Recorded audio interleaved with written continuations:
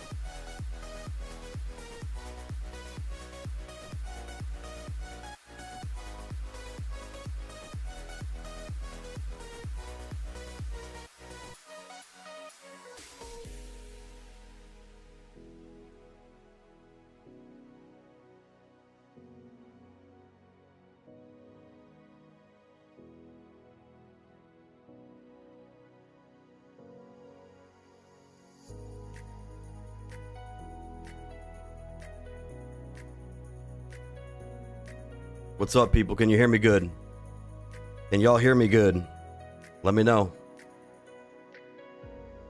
Here we go. Let me know, guys. You can hear me good. We're good on that. You guys let me know if you can hear me good here. Yep. Spider Cloud, what's up, man? Just waiting a little bit for some people to get in here because I don't want to have to repeat myself like 20 times on some of these setups here. We got into it today. I was in here all day diving into this shit. Is the music to microphone volume okay? Let me know what needs to be turned down. Me or the music? Let me know what needs to be turned the fuck down. We got something here, guys, today to go over. It's gonna be ridiculous.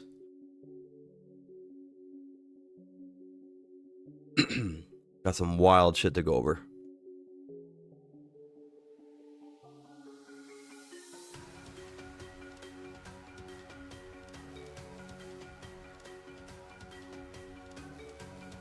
Get some peeps in here real quick.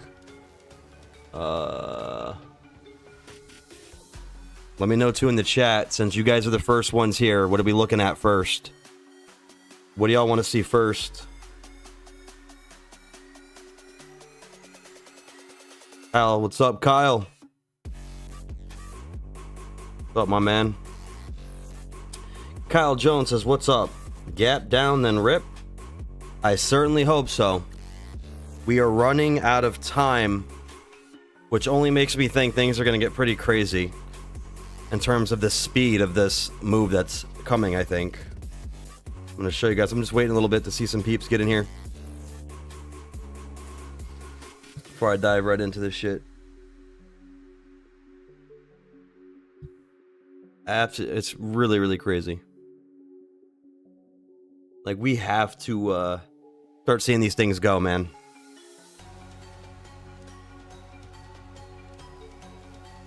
We got to start seeing these things start cooking. We're like right there, I think, guys. On a lot of these, I think we're like right there. It's like perfectly lined up to go now, and I'll tell you why. When I show you this, you're gonna be like, "What the hell?" You're gonna be tripping when you see this breakdown.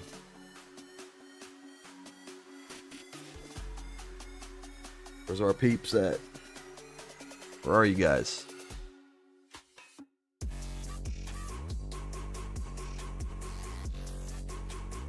Ready. Yeah, I mean, that's cool. Alright, let's take a little sneak peek. Take a little sneak peek, why not? Let's get in there.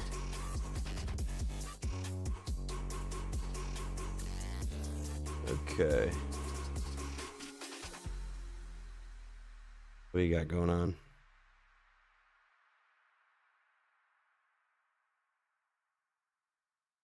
Gap down, then rip.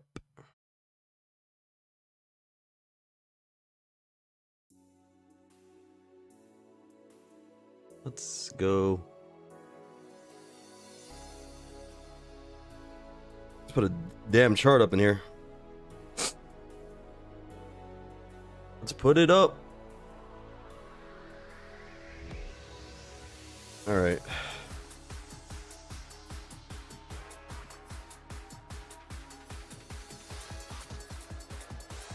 Guy here.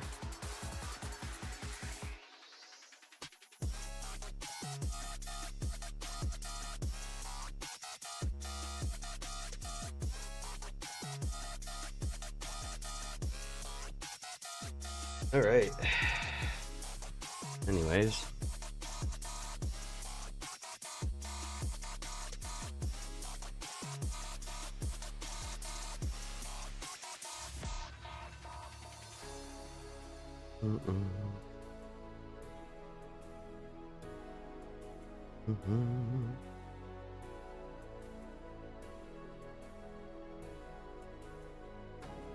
Okay.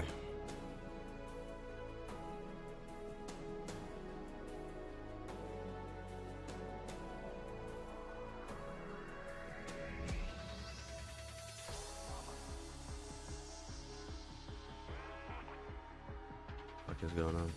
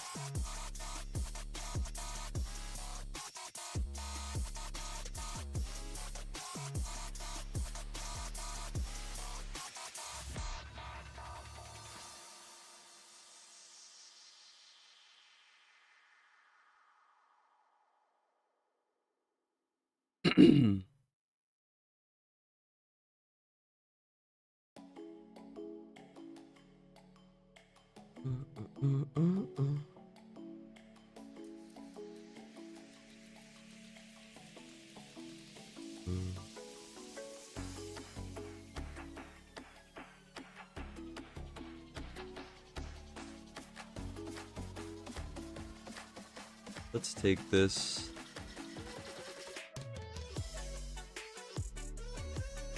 And then,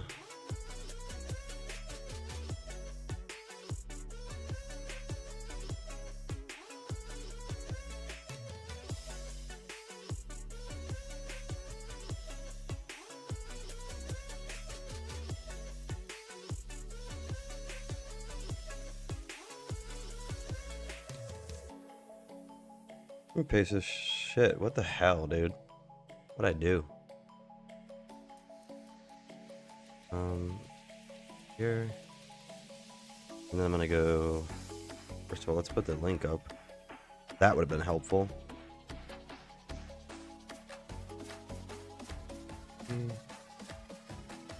And... Community...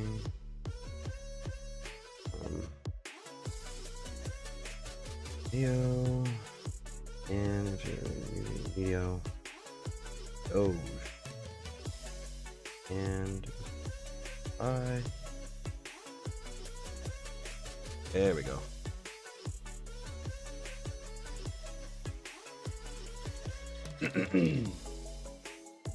All right, I think I got the link out. There we go. All right, cool. All right, let's see.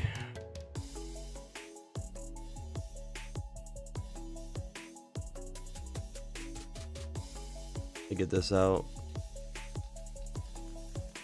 If people got this or not. Put a little invite here. There we go. All right, perfect. Perfect, perfect, perfect. I should have set my link up earlier. What the hell did I do that? At least now people can get in. Okay. Let's go to... I guess we'll do AMC first if anybody doesn't have a... Talk Neo Dilution, Spider says. Okay. Gotcha. Let's go over to Neo. Okay. We will go into Neo first. What we're gonna do? Get rid of this shit. Okay. For this. Alright, here we go. So with the Neo Dilution, let me see this real quick. How do I want to look at it weekly? Let's go back here. So, Spider, I don't know if you saw the YouTube video I last put up about when Neo diluted previously. But they diluted all in this area right here. I think it was twice. I want to...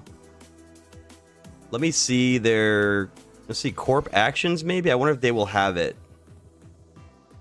They're not going to have nothing here. What the hell? I'm about to look this up real quick. Let me look at the fine dates really quickly here. Hold on a second. Let's find exactly when they put the dilution dates together here for the offerings. Let's look at it real quick.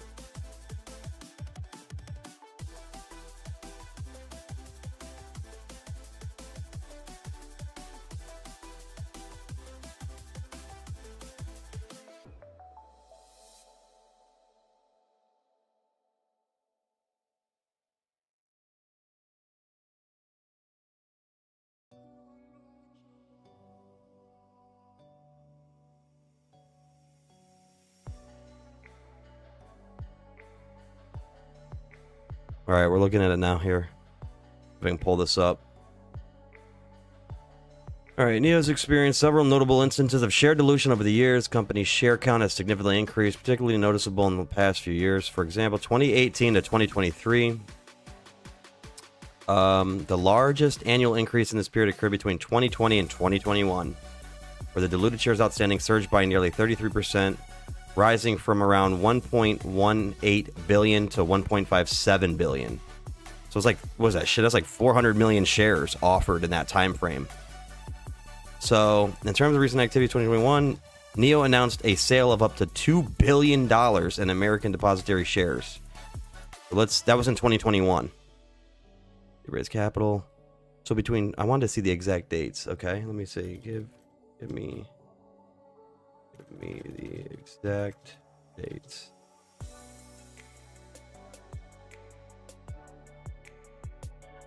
Okay. Let's see. I want to see if they give me specific dates because I can line it up on the chart better that way. And then it's less guesswork.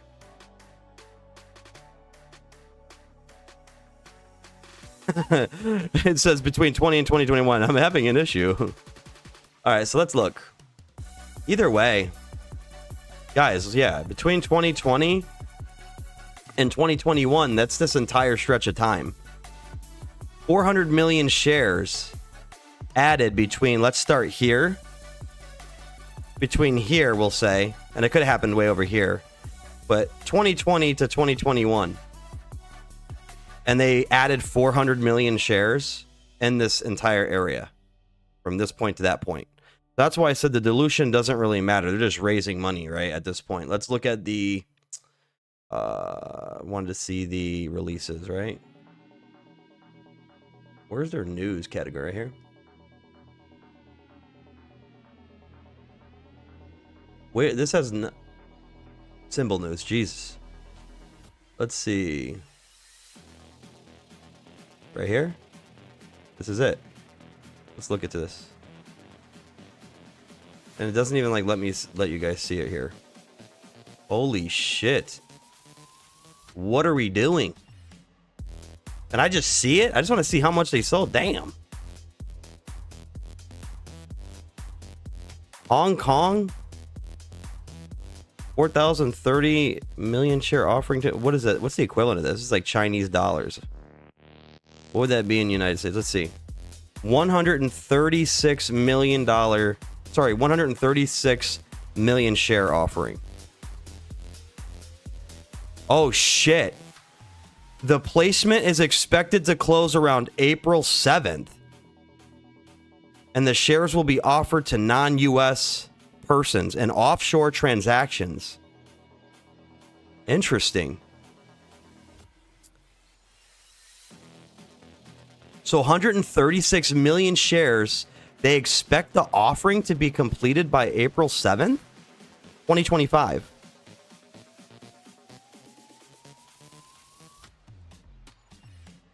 Let's see this. I'm going to have this go like this.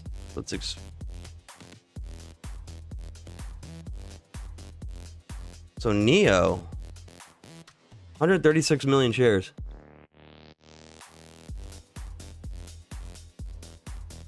It's 515 million US dollars, it says here.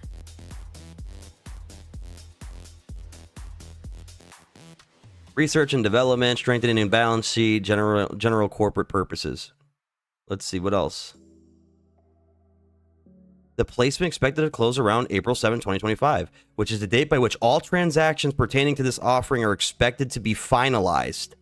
So this offering is going to be done April 7th? Holy shit, man, that's crazy. That's next week? Nope, it will be done on Monday, April 7th. Interesting. The strategic move is part of NIO's broader strategy to enhance its market position and support its technological advancements. By raising capital through equity, NIO is likely aiming to invest in technology and infrastructure that will keep it competitive in the rapidly evolving EV market, particularly in areas like autonomous driving, battery technology, and user experience enhancements. Okay. So, wow, $515 million done by April 7th. So, like I said before, anyways, going into the chart, let's get off this. Like I said, going back here, they did dilution many times like this, all through this whole stretch. The only difference is, so we're like right in this area, guys. We're right in this area. And I only have these lines up here because these are the previous levels right here. NIO is sitting like right here. And this is not even a trend line at this point. It's just literally a flat. So they expect the offering to be done by April 7th. So you have another week of trading. So I'm curious to see if NIO starts rebounding next week, right? Let me see the shit on the daily. Yeah, I'm curious to see if NIO starts like rebounding up here. After this is closed out, the sales. What is this? April 7th would be like right here. That would be a sharp reversal. Maybe it's going to be like a week or two after that this is done, this deal. Like NIO's right here. Maybe it starts to curl up. And, you know, when they announce maybe like that they're done with the offering, maybe it just starts surging. right? Maybe it just keeps going, gets to around this point. I don't know. It could just start V-shaping right here. It really could. Like, look at how you did it over here. You know, could it be like this? Maybe this is the start of it, like right here. And you start going up. Like you V off this. Let me see. Let me draw a little bit of a polyline real quick on Neo real quick. If anybody has any other stocks they want me to look at, you have to drop in the chat for me, guys. So I know exactly what you want to see. Okay? But Neo, dude, if this is interesting. That's very fast. Okay, if anybody knows, like with the share offerings, they usually take some like time. But like April 7th is close. Ah, fuck, I messed it up. Dang, it's killing me. These charts are so massive, it's ridiculous, man. So massive. Do it again.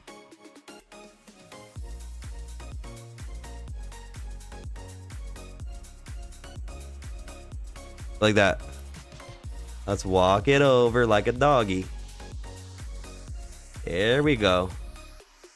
Get over here. I mean, I think you're like right here with Neo, man. When that share offering is complete, I don't know, it could just be an uptrend like this going into it now. Like next week, you could start getting like this. What are we looking at here? Like May? Can we channel break May, maybe? Maybe sooner? But that would give it some time. Be like a month later. After the offerings, and you just uptrend and then break the channel. That's pretty wild for Neo. I mean, but look at how close it is. Like, look at the similarities at this point. My only thing is like, if Spider, if you're still in here for this, like, where's Neo gonna go from over here? Like, look at this. Like, do we expect to break down from this platform? I guess it's like a platform. Here, it's like more of an uptrend. This is more of a like an upward trend. This is like literally horizontal. This is like horizontal at this point. So, what, you're gonna break down and then like come down here? It just would not really make sense. I don't know. This really wouldn't make sense to me, to just break down and come down to this 218, because that's really all you have here. Like, look at your levels when you line this up. You have your 218, or you have 119, dude. That's all you have. So, if this was like gonna be an ugly sort of like move to drop this thing, I feel like you would have got it already. But it's like holding this platform right here, right now. I don't know, man. I look at this and it's so identical in structure. Like, just look at this thing. I mean, come down, up right here. Look at the drop off there, right? You're not touching this bottom of the channel here, but still, the move is like right there. It bounces up. You get a little bit of a pop, like you kind of have it right here, but it's still micro. Because the price is like, what, 3x, 4x what it was than it was here. So for Neo, look, you get the pop up, comes down. Get the pop up, comes down. Then you get this. You get this move right here. Kind of identical to this. It drops down, and then look. You know, it's like, is this move right here where we're at? You know, this is crazy. Like, we could be right here even, and just be that close to this channel breaking. Like, maybe a fat moon candle just comes in the next 2 weeks and just deletes this. Maybe it's not even going to be as choppy like that. Right? Like, we could be right here in this process, I guess. I mean, if not, you're probably somewhere like right here, but there's not much space in here to go. So, I don't know, man. This looks good. And I'm saying, like, okay, I'm not going to sit here and be like, yeah, this breaks this same setup Like right here, you're going to 67x, but like, dude, I mean, that, could you imagine? Like nobody sees this coming right here and you get it again, and then there's like a new high. Maybe it goes even higher than that. That'd be ridiculous. But bare minimum, like you'd come here, $24, $25 on the channel. So, yeah, with the dilution, they're raising money, fine. It is what it is at this point. You know, it's like nothing new. We've seen it across the board. Like I said, GME just did their dilution. They're raising another 1.3 billion, I guess, right? So, seems like everybody's trying to cash up or something before like these pop. Maybe somebody sees this same setup.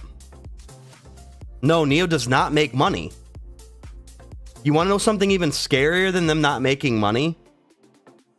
Is back here, they were, dude, they did something like, there was like 7,000 cars delivered or something back in here in a quarter. They just sold, I think they just delivered like something crazy, like 47,000 or 50,000, something crazy like that in the earnings report.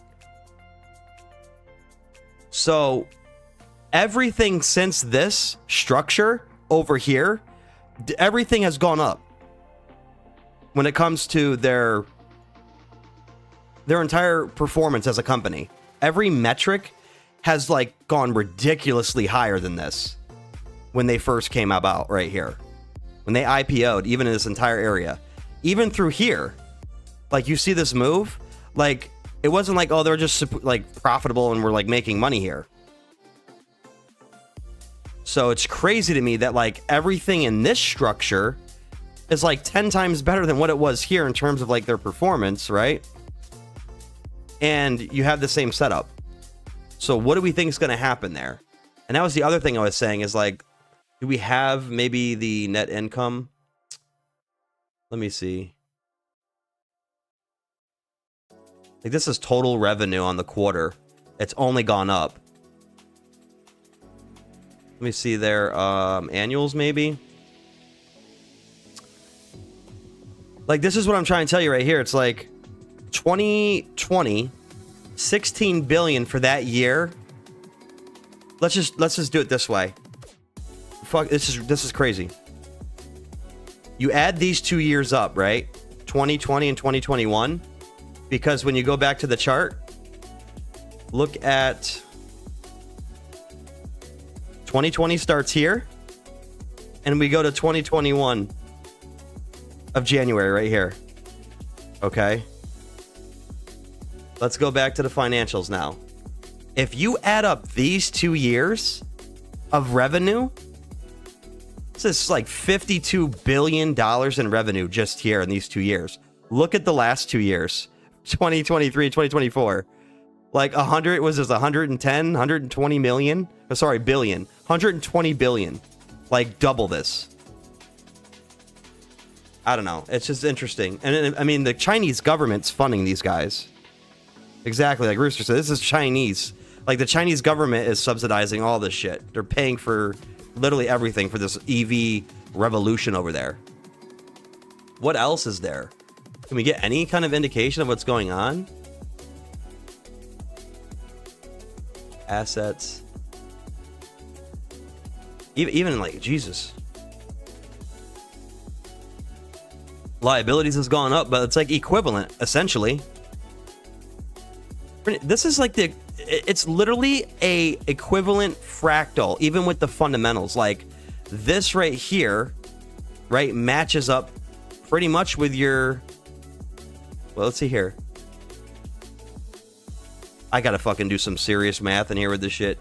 But nonetheless, the numbers are pretty much eyeball nakedly is lined up. Like even crazier, look at this shit. Negative 8 billion in operating expenses. Oh man.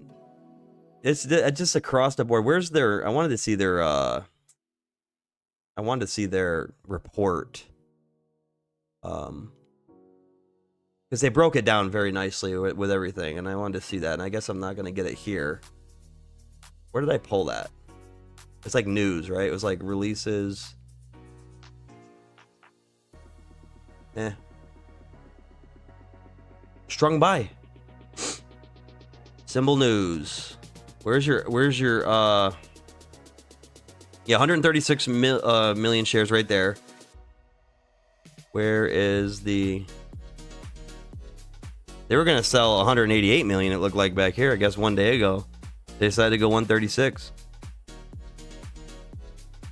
Let's see.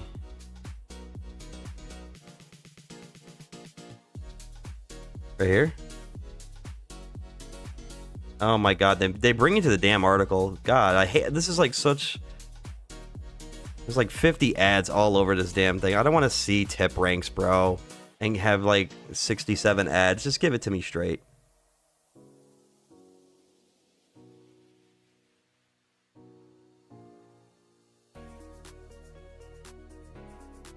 Interesting. This is like... This is overkill.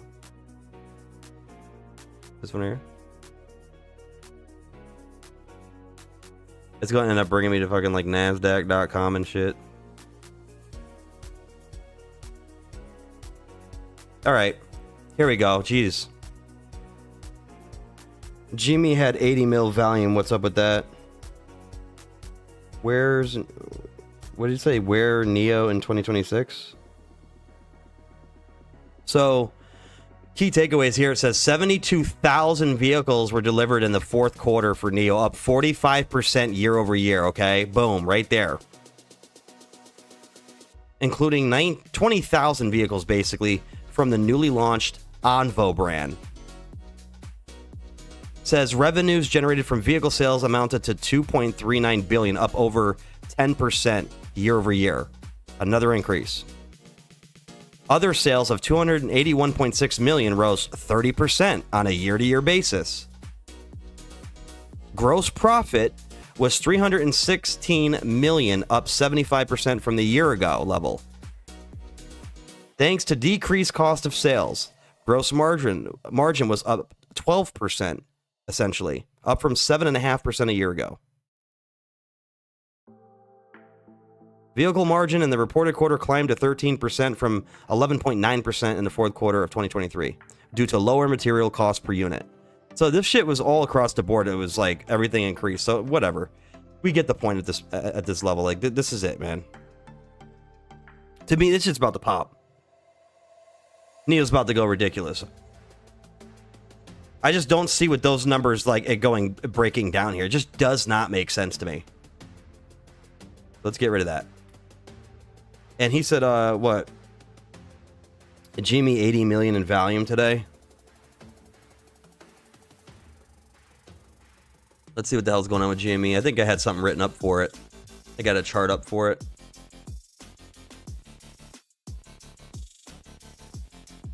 All right, let's see. What the hell happened here? Good question, Spider. I said the same thing. Oh, first of all, I'm on the weekly. That's not going to help us any. This is like in a symmetrical triangle pennant formation right here. What a fucking crazy looking chart. What a crazy move right here. Like this actually looks freaking crazy ridiculous right now.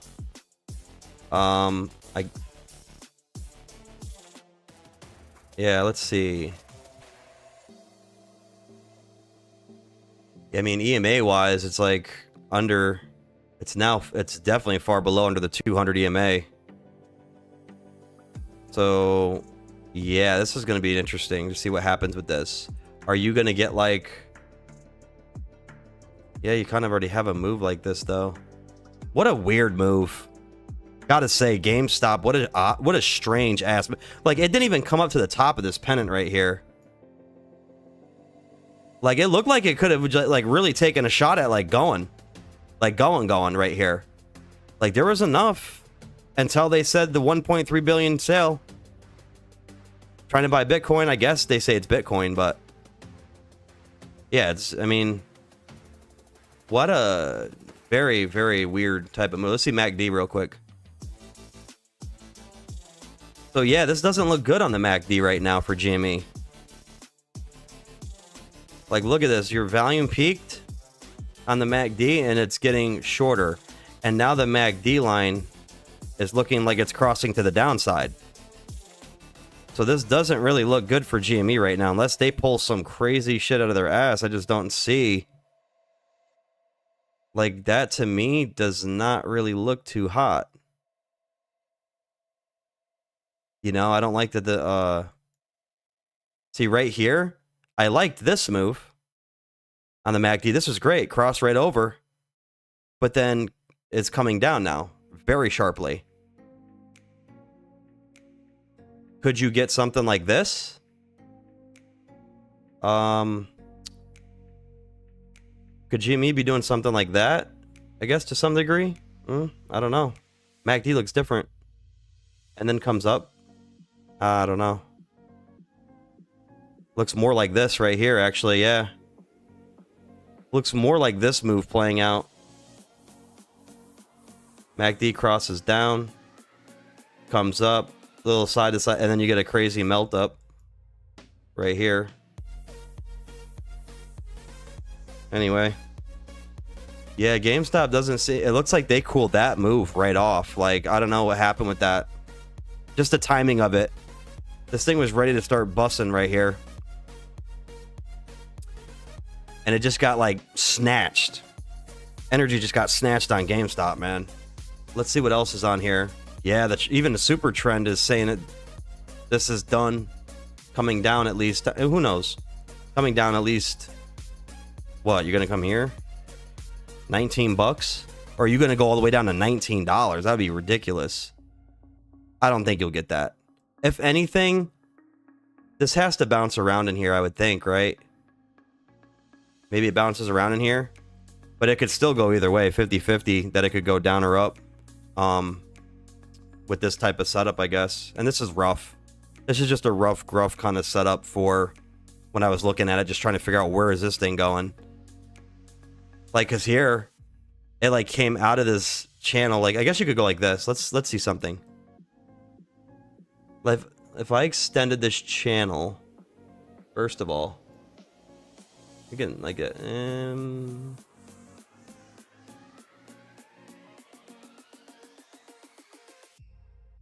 if I extend this down now, keeping the integrity of it.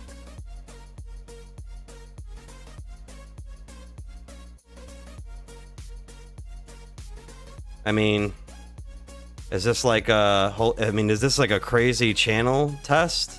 And then it goes? Maybe. But the indicators don't look nice. Let's see the RSI. I bet you the RSI is probably fucking... it's at 40. It's not terrible. Like, you might... On the daily, sitting at 40. Have you popped from 40? You definitely have. Basically, like right over here. I don't know, maybe you do get something like that in this zone. Maybe a rebound and then you get like a crazy overbought RSI run up. Very odd. I would really rather see this though. This is your like $60 move. It's like lower, lower, lower.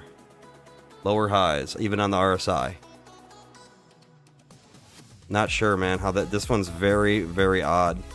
This might take a little while for that news to kick in whenever they complete that sale. Because we don't even know. Like, did they immediately get the money? Like, I mean... Is this it right here? Did they get it? Because if not, and they still have to keep selling, like, this might just... That would be very ugly if it did that. You don't really have much else here to protect you. It'd be like this, maybe, I guess. Like, very chopped up here. Like, this whole move that happened back here last year was, like, very strange. It was, like, up, then boom, another impulse move. And then I guess this is, like, a mini one. Yeah, no, Spider, they definitely do. This is why it's the most frustrating thing. Because after they raise this money, dude... 1.3 billion plus 4.7, they're gonna have $6 billion in cash. I just don't understand what's going on here with this. It's very odd. I know they don't have a direction, but like their debt is essentially like nothing now. It's not even bad. Like, what is it, like It's like maybe 100 million in debt. I don't even know if they even have debt like that. But it's in the 100 million range, if anything, I believe, if I can last remember. So like all that cash, gotta be able to do something with that shit. There's no way that this should be where it's at. At this point, just make it an investment company then. If you're gonna make it an investment company on every trade that you run, fine, do it that way, I guess. Have your company earn money that way. I don't know. Like put that on the freaking earnings sheet or whatever shit. Like even this right here with Bollinger Bands, like are we doing anything in here? Yeah, like broke above the band and just sucked right back down like fucking Dune. Like one of them giant worms coming up, snatching your ass out that sand. You know, it did reject slightly off the Bollinger Band here. So could this maybe it's a crazy fake out or something. I can't even call it a spring really though. Just very strange stuff here going on. But GME, I mean, you're kind of in this position on the Bollinger Bands a little bit. You're kind of like right here. Right? Some degree. Maybe like in this area.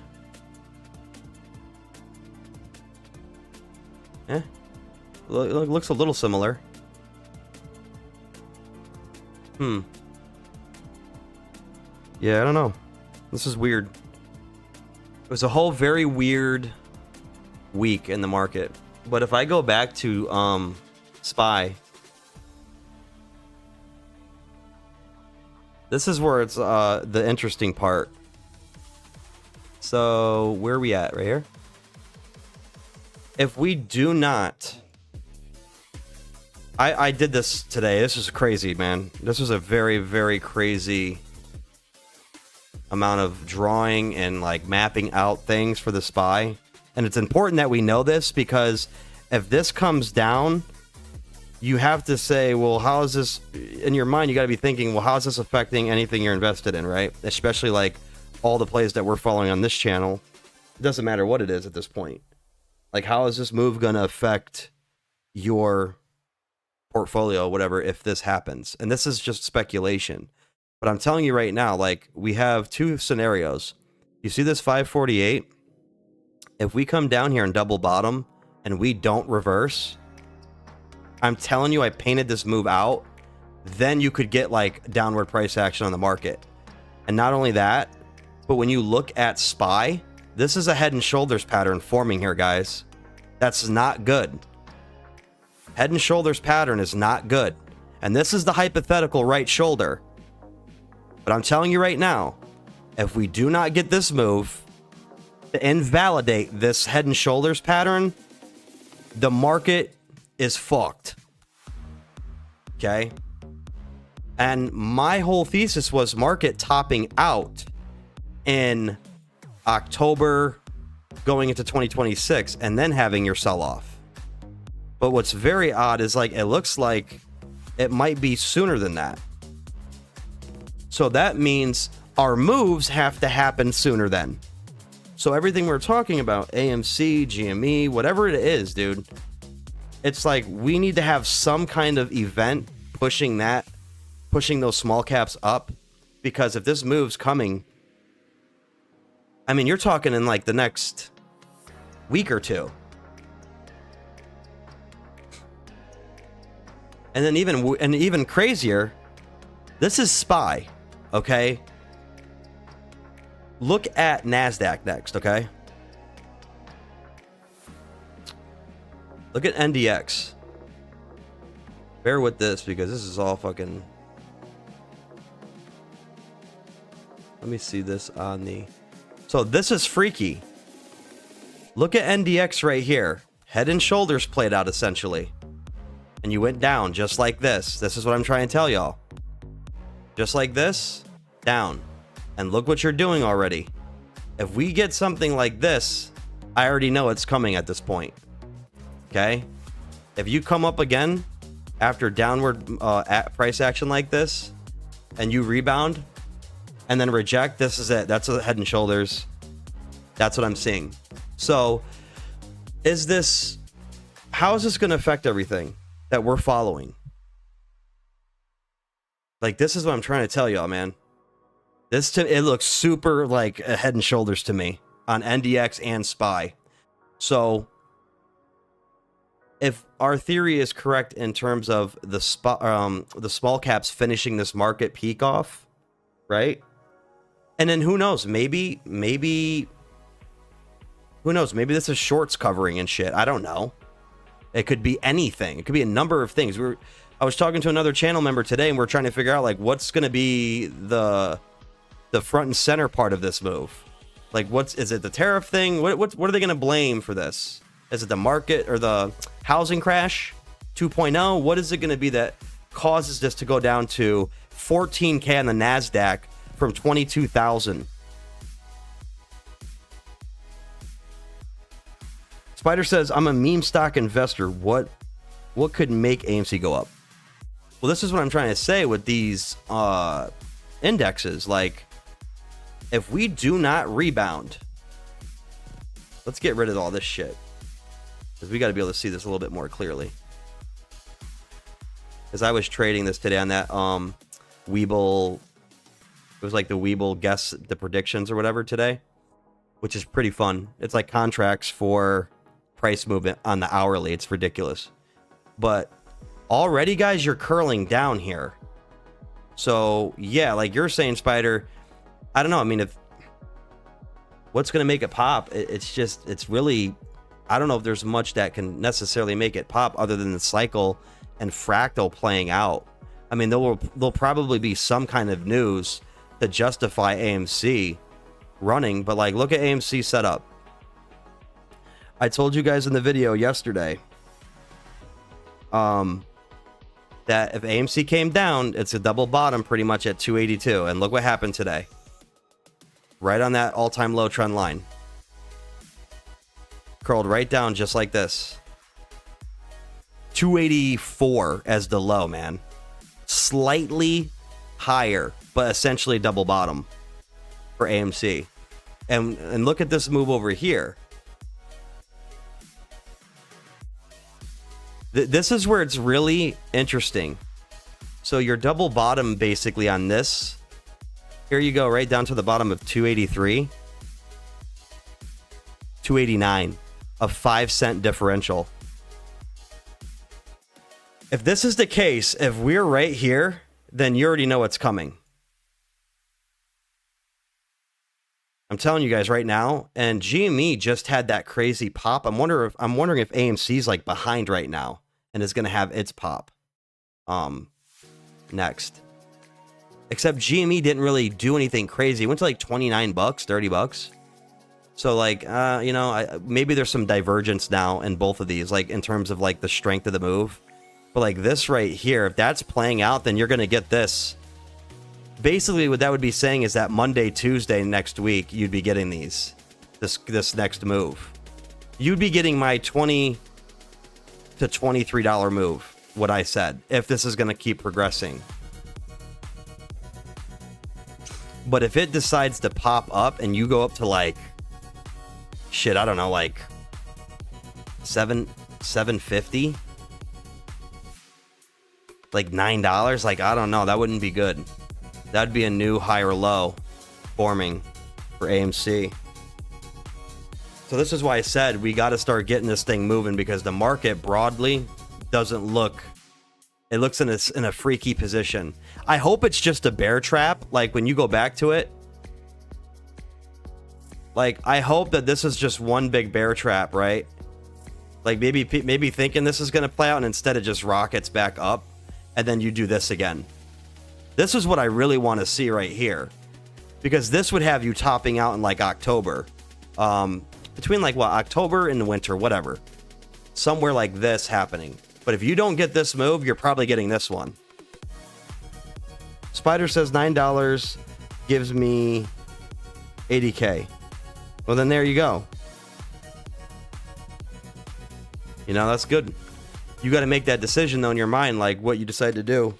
That's going to be the tough thing, because you're at a pivotal point in the market now where like I just said, you're going to get this scenario A or you're going to get scenario B. And scenario B is going to take you all through fucking the rest of 2025 down to start the new year off in 2026. So the bottom of the market would be in at 2026, the start of 2026, if this goes this way and creates that head and shoulder setup.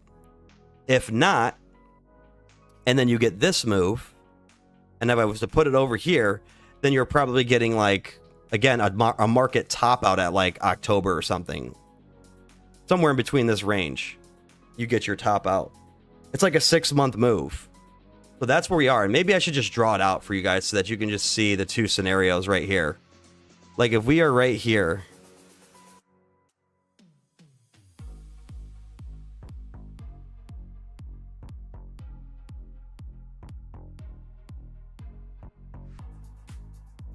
we're down here.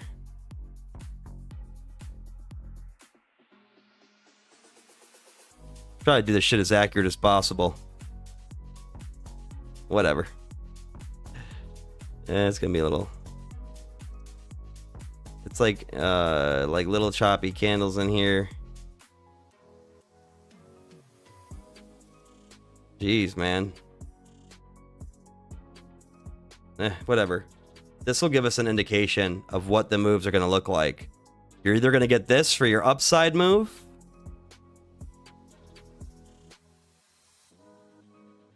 Let me get this shit right. Yeah, you're basically... And it's gonna be... There you go. There you go. That's it, man. This is the scenarios right here. So, you know, this next move right here, maybe this is your small caps and everything blowing up in crypto. Like I said, the high risk assets, like finally topping the market out. You'd go to 660, I guess. Maybe you can get up to 710.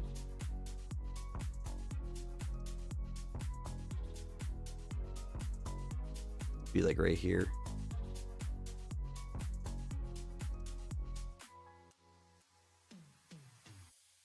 What is going on? There you go. I don't know. I don't know if you get that. I mean, that's still a pretty good 40-point plus add-on. 50-point add-on pretty much to the SPY. But look at this, man. That is the scenarios, like just roughly the direction. I'm going to leave this up from now on, just so I don't have to do it again. And that's your, like I said, yeah, that would be your right shoulder.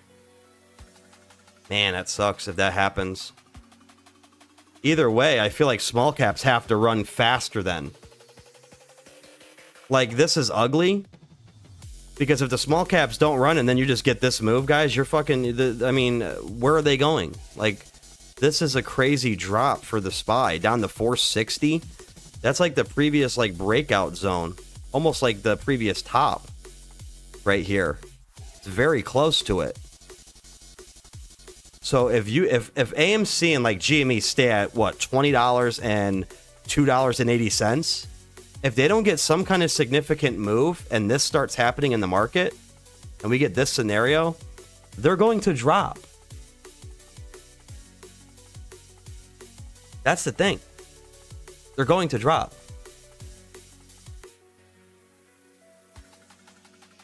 That would take AMC down to like something new all-time low. It'd be crazy bad. So, like, you're in a position now, like, we need to start melting up and getting this done with. So maybe AMC and GME are actually going to start ripping, maybe, you know, in the next week. Who knows? That'd be nice to see happen. And it would almost confirm that the market top is pretty much going to be in at that point. If we get these moves for these small caps, and we only need 2 weeks, guys. In January 2021, it was like a solid, like, 2 weeks.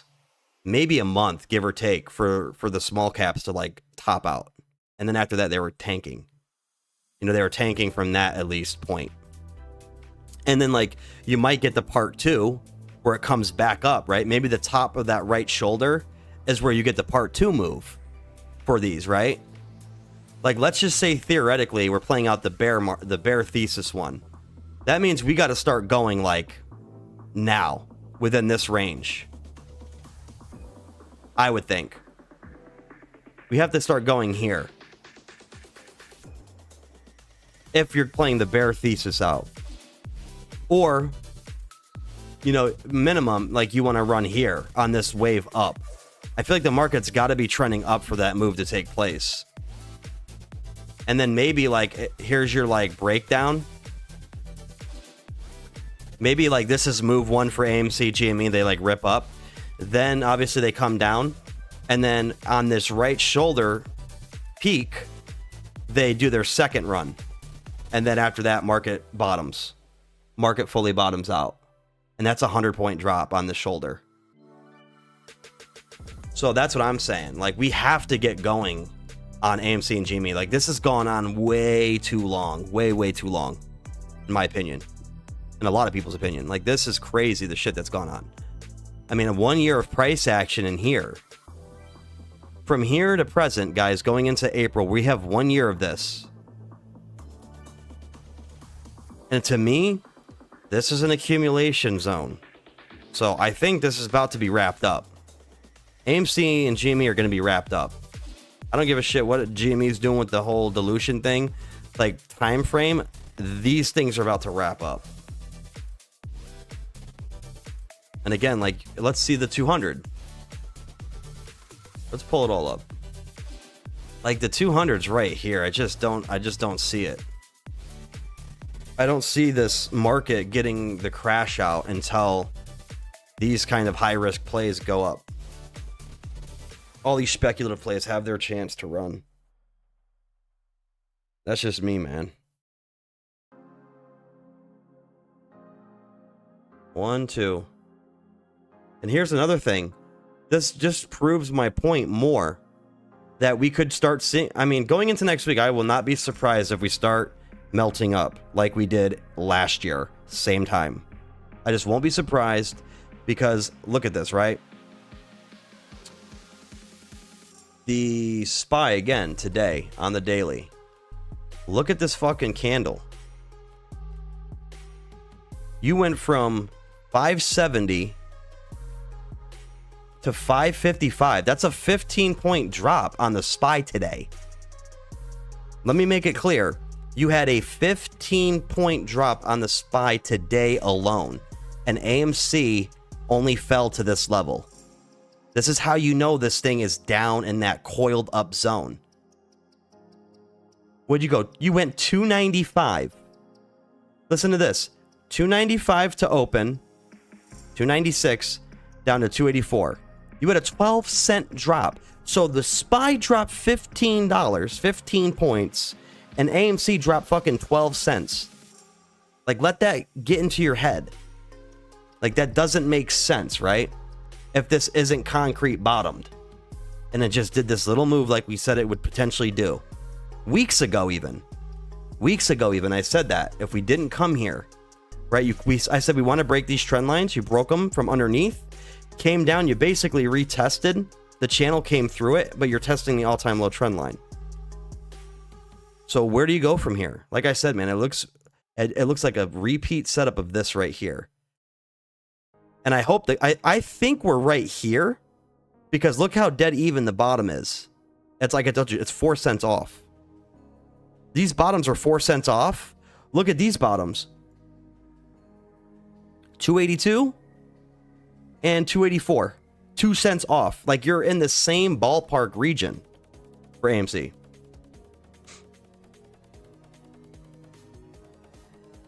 You're right there, ready to go. Let me see the RSI. Tell me it's, yeah, near oversold territory. There's tons of room for AMC to start ripping, guys. And shit, I would like to even see something like this. And it's in the same position. This is essentially in the same position. Oh my goodness. Look at this, right? Oversold here. Oversold here. Rip up. Rip up. Little consolidation. Little consolidation in here. Little funky looking. But pretty much like in a position to rip. Spidey, or Rooster says, Spidey, I like that you're a meme investor. I think that's how a lot of people got into it. I think a lot of people from 2021 had brought so many people in, but like, look at the RSI on it. I mean, guys, this is looking to me like we, you know, we're in that position right now to start really going here. We got to get this move, though. Worst case scenario, too, you could possibly get like, what are you doing here? You're going to reject the 200 after having this much strength during the most weakest point of this run with the EMAs all gapped like this apart from each other, spread out. You got that much strength on that move, but you're trying to tell me that with the EMAs coiled up like this, that you're not going to get a ridiculous fucking move to the upside? It just doesn't make sense, man. Technically speaking, it doesn't make sense for that to happen, right? You got all this strength here with the freaking EMAs waterfalling. The EMAs were waterfalling here. Hell, if anything, I would have expected this move to happen like maybe right here even, to a degree, because you were much closer to at least those bands. But it had no strength on it.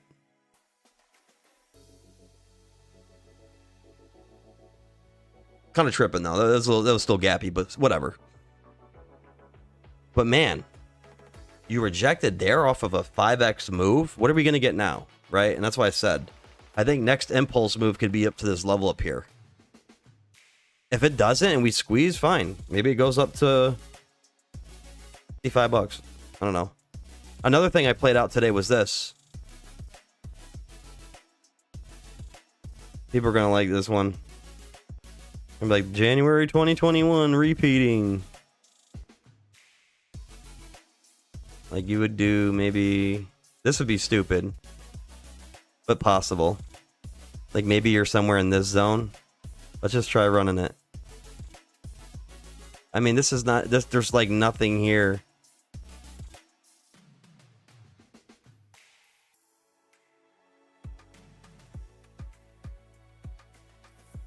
It'd be just crazy. If you got this little doohickey of a move. Let's travel 5 years into the future. Here we go. Bring it all back. Here we go. Oh my god. Let's drag this damn thing. Oh my god. Look at this shit. Look how pancake this is. It, to me, guys, looks ready to go.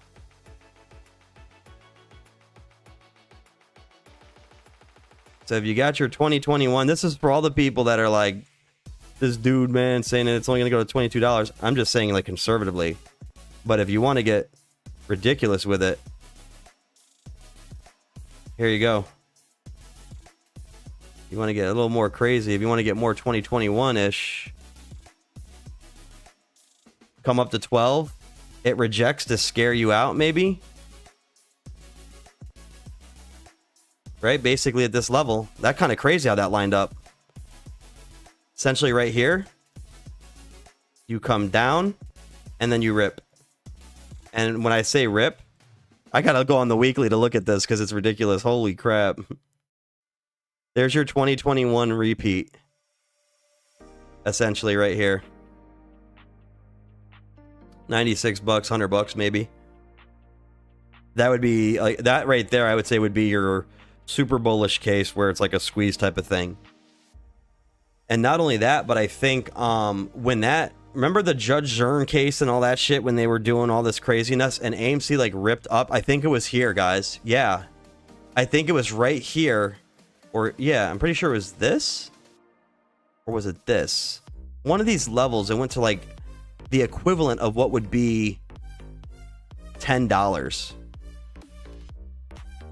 They messed the chart up so bad I can barely even see when that was. It was like, was it in May or something? Maybe it was this move. I think it was this move right here. Am I bugging out? That's August. That's this. God, I can't remember. Maybe it was this actually. Maybe it was something like that.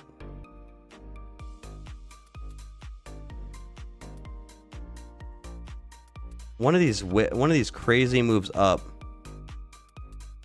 Either way, I think we were at like $9 or $10 when it happened, and then we had all this crazy shit mess the chart up. But essentially, going to $100 would bring you back to the old $10. That makes any sense? So you would basically be at $10 equivalent going to 100 on this move. So it's not all that crazy. Yes, Rooster 80TX I think is dead. An AMC 500k floor, oh god. 500k floor?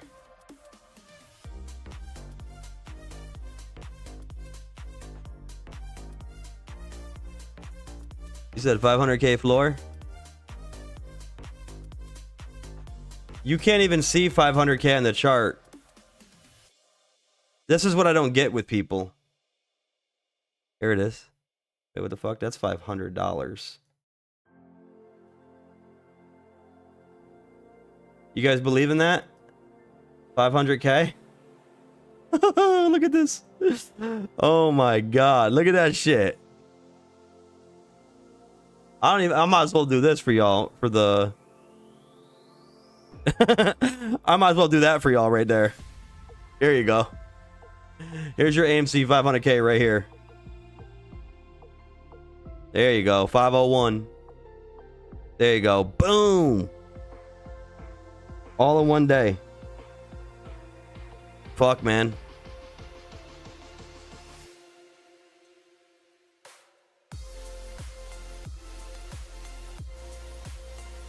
There we go. Everybody believe. Everybody believe in the squeeze. Where dreams come true and you're a millionaire with 3 shares. With 2 shares. Let me see. What do we got? 2 shares.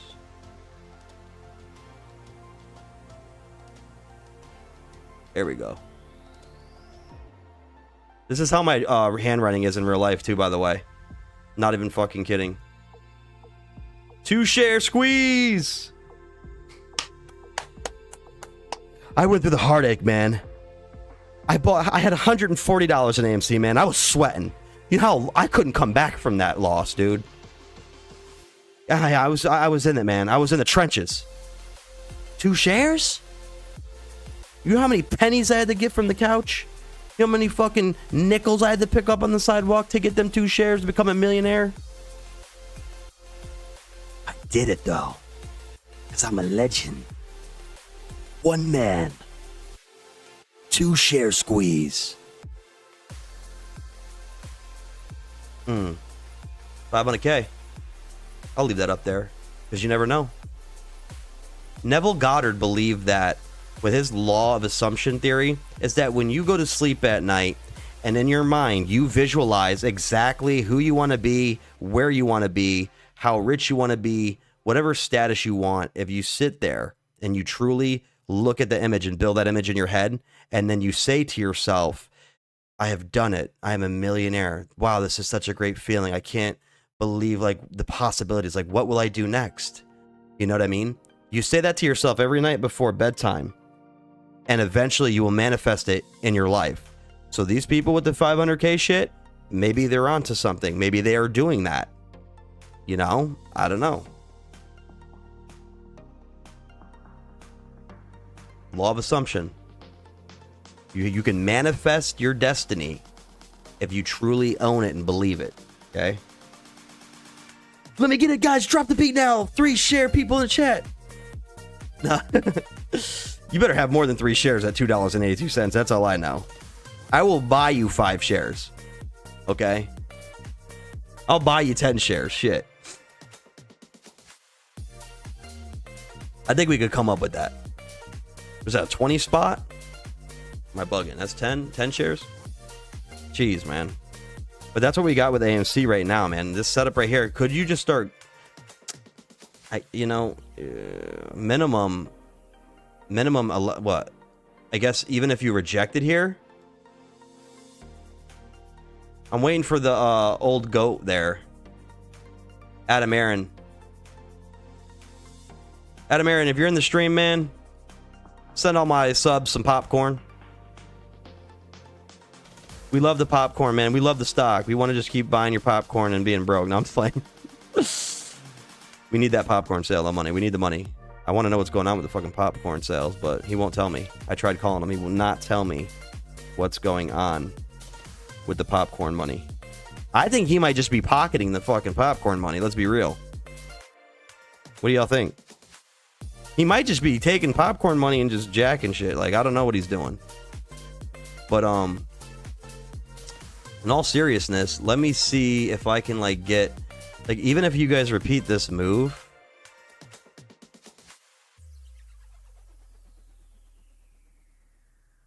Like, this could be, I guess, even, like, even more...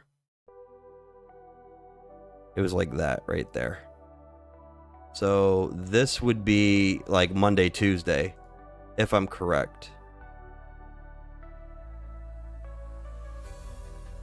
If like that scenario is legitimate, like that would be your this Monday and then Tuesday, right?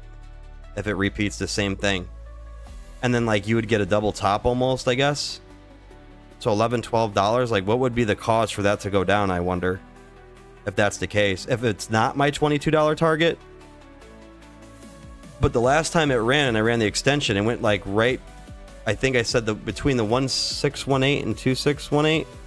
It was right in the middle of the 1618 fib and 2618, if I remember this correctly. And then I got the $22 right there. So that would be like your next impulse move for AMC. But with the market being the way it is, let's just say you're getting this move right here, a repeat of it. And Rooster says holding them for who only have one share. There's no reason for people to have one fucking share of AMC at this point. And actually, the people who only had 10 shares at the time, you guys are in a way better position than most people that got a big position. Anyways, if you get this and that happens, oh my goodness, hold on. That would line up with your tariff news. April 2nd. That's when the tariffs go in, right? They could blame it on that. That's what I'm saying. We got to be ready for everything. I'm going to think of every scenario, man. And then you would come back down to your 200 EMA. Like say here. I don't like printing these. I don't want to manifest this. But I'm telling you right now, that would be ass if we got that. You know what I mean? I'm on the daily still. Why are we still fucking... Wow, man, this is nuts. Like, if you got that, where you go boom, boom, and then look, we start pumping. Everyone's like, let's go. It's time to squeeze. Let's go. Call your grandma. Call your aunt. Tell them it's over. We're rich. Do I got that right? Yeah, I do. Holy shit, look. That would actually suck if they did us like that and they blamed the tariff. But you would essentially, though, go back to this 200, I guess, at this point. So it would be down to like 486 if you copy the same drop bait, you know what I mean? Wow, that was fucking, like, that was just, oh my goodness. Whatever. But that would be sucky if that's how they did us.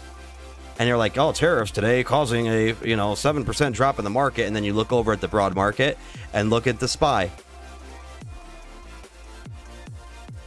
Right? Maybe like AMC start ripping, GME start ripping right here. And like, maybe you get this. And this is just spread out, but like, and then boom, look, tariff news hits, and then all of a sudden you just collapse right here. That would be nuts if that's how they stop the move from actually going nutty. Just a theory. Not like you gotta like absorb it and soak it in. I'm just saying though. You gotta try to figure out what are they gonna do? What kind of shit are they gonna pull? What kind of strategies are they gonna use to mess with this thing? Because you know that every single time things started running, either the company themselves fucking shot themselves in the foot on the runs because they diluted the shit out of the stock, or some market event took place, some tragic news, and it dropped it killed the momentum. And I already told you guys, when the SPY and NASDAQ are set up like this, it's not good, man. It's too much ugly news that you can paint in this move. I bet you they took my chart just now. Maybe they got this chart up right now and they're going, all right, well, right here we're going to put tariff news in. Right here we're going to say that JFK was actually assassinated by the Chinese government. We're going to go to war. Fucking, you know what I mean? Like, this is the kind of stupid shit they probably can come up with. Like, I don't know. But still, Head and Shoulders playing out. Yeah. Rooster says 100% he has a mattress full of popcorn. Yeah, he probably does. Anyways, AMC, I would just love, please guys, just please, like, if we can get the full extension up this waterfall, if we can just ride back up to here even, I will be so happy. Even at that point, or if you get your $100 move, like if you get the repeat move here, whatever, fine. It's not like you're gonna, look, let me just explain like this. The only stair step that you guys, he said, did you just say the Chinese government killed JFK? I'm just saying, like, they might, you know, they could come up with erratic type of fucking tinfoil crap, conspiracy stuff, whatever. They've dropped news that, like, remember when they were saying, like, Amazon might buy AMC and then it ran, and then, like, there was never any real talk about it? It was stupid. There's this little dumb news like that they try to put in there. But, like, the only stair steps that you guys get for this move is, like, right here. $10 to, like, 26, and that's really $1.03 to $2.75 on the old pre-split values. So you got to understand, that's as much stair stepping that you're getting before this just goes straight line. There's not like a lot of like, oh fuck, is it going to come down, then up, then down, then up? It doesn't do that. These meme stocks will not run that way, and they don't have a lot of time to do that anyway. So when it does run, you're going to know where you're at. Like, you're going to know exactly what value you're getting. Like, look at this shit. RSI right here lined perfectly up with this. And that's as much as I can see happening. You're getting 20 days. A 20-day complete fractal type of move setup. If you are repeating 2021 anyways, that is. Kyle Jones. John Jones. Kyle Jones. Pac-Man Jones. Kyle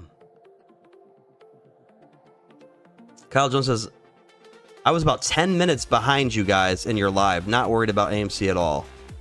If someone came to you and said for every dollar you invest now, you'll get 10x in 6 years, would you? Yeah, fuck, I would. Kyle Jones says, this is the bottom or close to it. Now is the time to pile in your money, whether it takes 1 week, 2 months, or 5 years. And then Rooster says, honestly, depends on how you value time, money. But yeah, as far as passive income is concerned, yeah. Well, ideally, I would like to get my money now and then get my 10x on top of that with whatever I make on these plays right here. That'd be cool. Because then you're talking, yeah.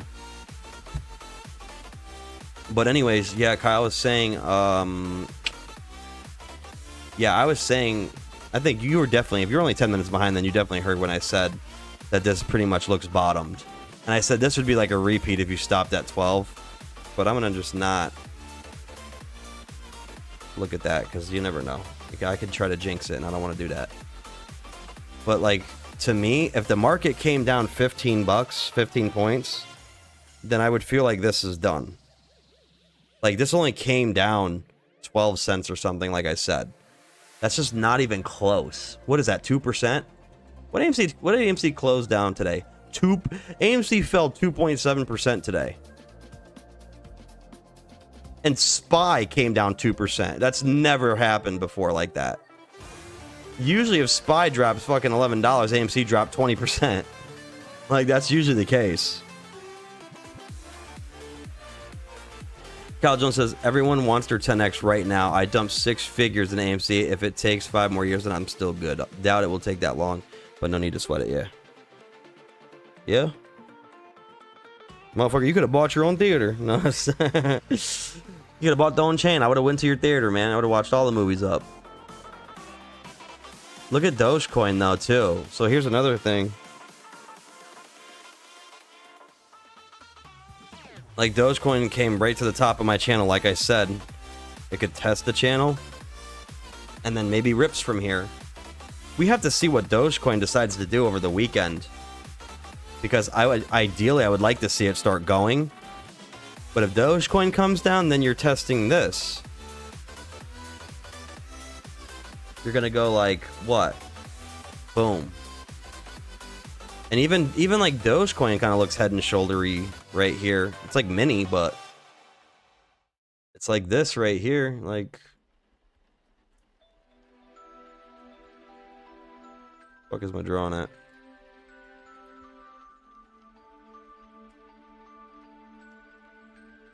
Where's my drawing tool? Like, what if it, I mean, that would suck if this is doing this. A little early to do all that. A little early to be doing this, but essentially your shoulder would come like right in here.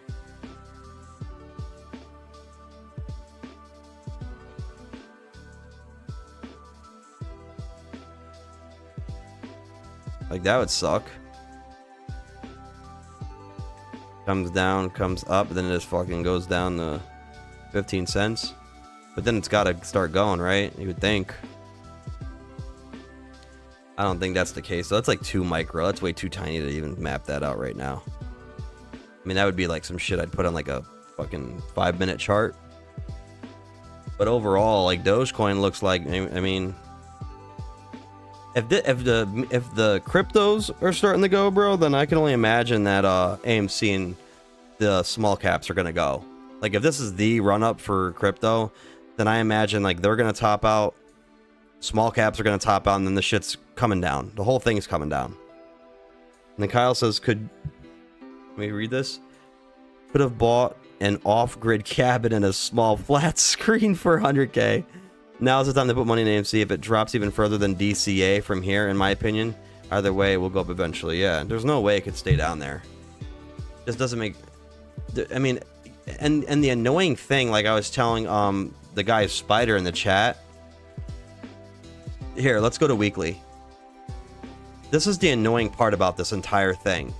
Is that...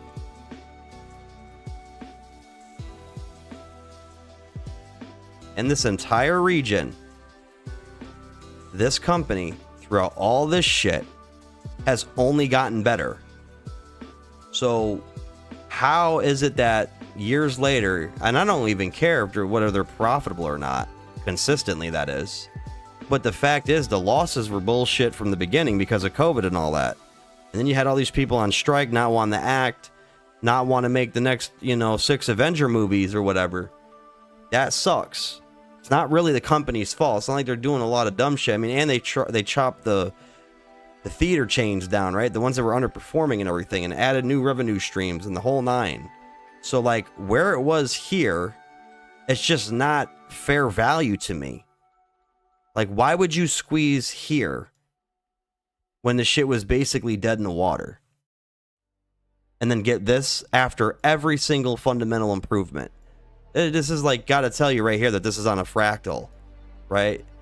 If anything, this is telling me that this thing is on some kind of fractal type of setup.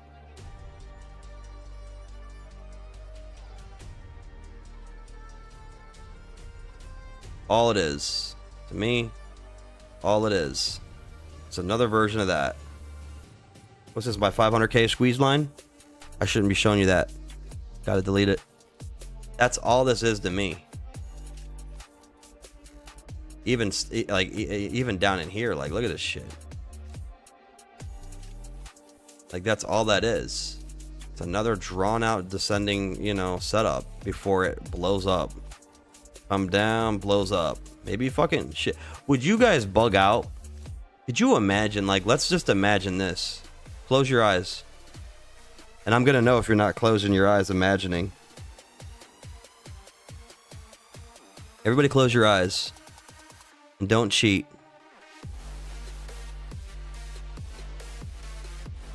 Don't cheat. You better not be watching this.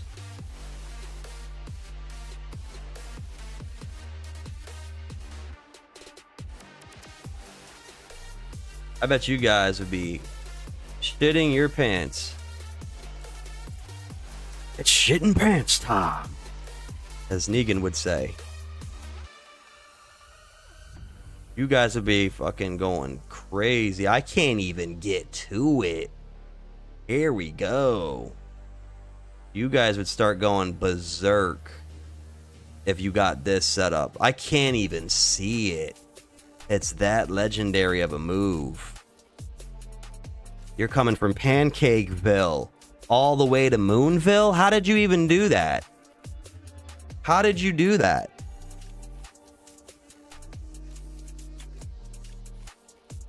Okay, your eyes were shaking, so you spelled wrong. Okay. Kyle Jones says, shit, I don't have a beach house. I've done all right with my career and have decent investing than trading. When AMC 10X's, I will be trading with a fatter account, that's for sure. You don't want to have that account out of shape though. You got to get a little bit of exercise. Don't let it go too porky pig with it. Yes, sir. Pancakeville to Moonville. And there's only one way you're getting there. There's only one means of transportation. We're taking a rocket ship, let's fucking go! 500K, I don't care. Call me stupid. 500K, here we come. No, stop it. It's Friday night, fuck it. 500K is the floor. I'm changing up, I'm switching up. Unsubscribe, I don't care. 500K is the floor now. This is it. I was shilling the whole time to see you guys, to test you out. Now, 500K, here we go. Imagine that shit though, and you're like right here, and that motherfucker's like, this is just the beginning, 500K. Everyone's fucking going like, yeah, dude, you're the fucking best. You're so fucking cool. You're fucking awesome. You're the shit, man. I can't believe this shit. I'm gonna subscribe. I'm gonna send you $10,000 super chat money. You're the best. Yo, you're fucking it, dude.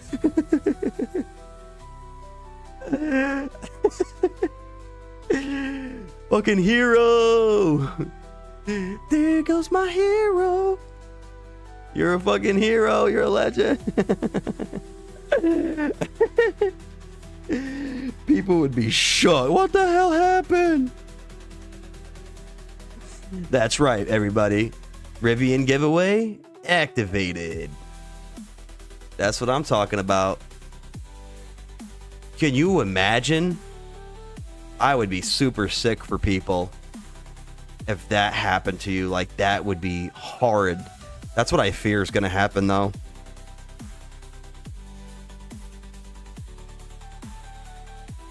How many moon stocks return to the moon?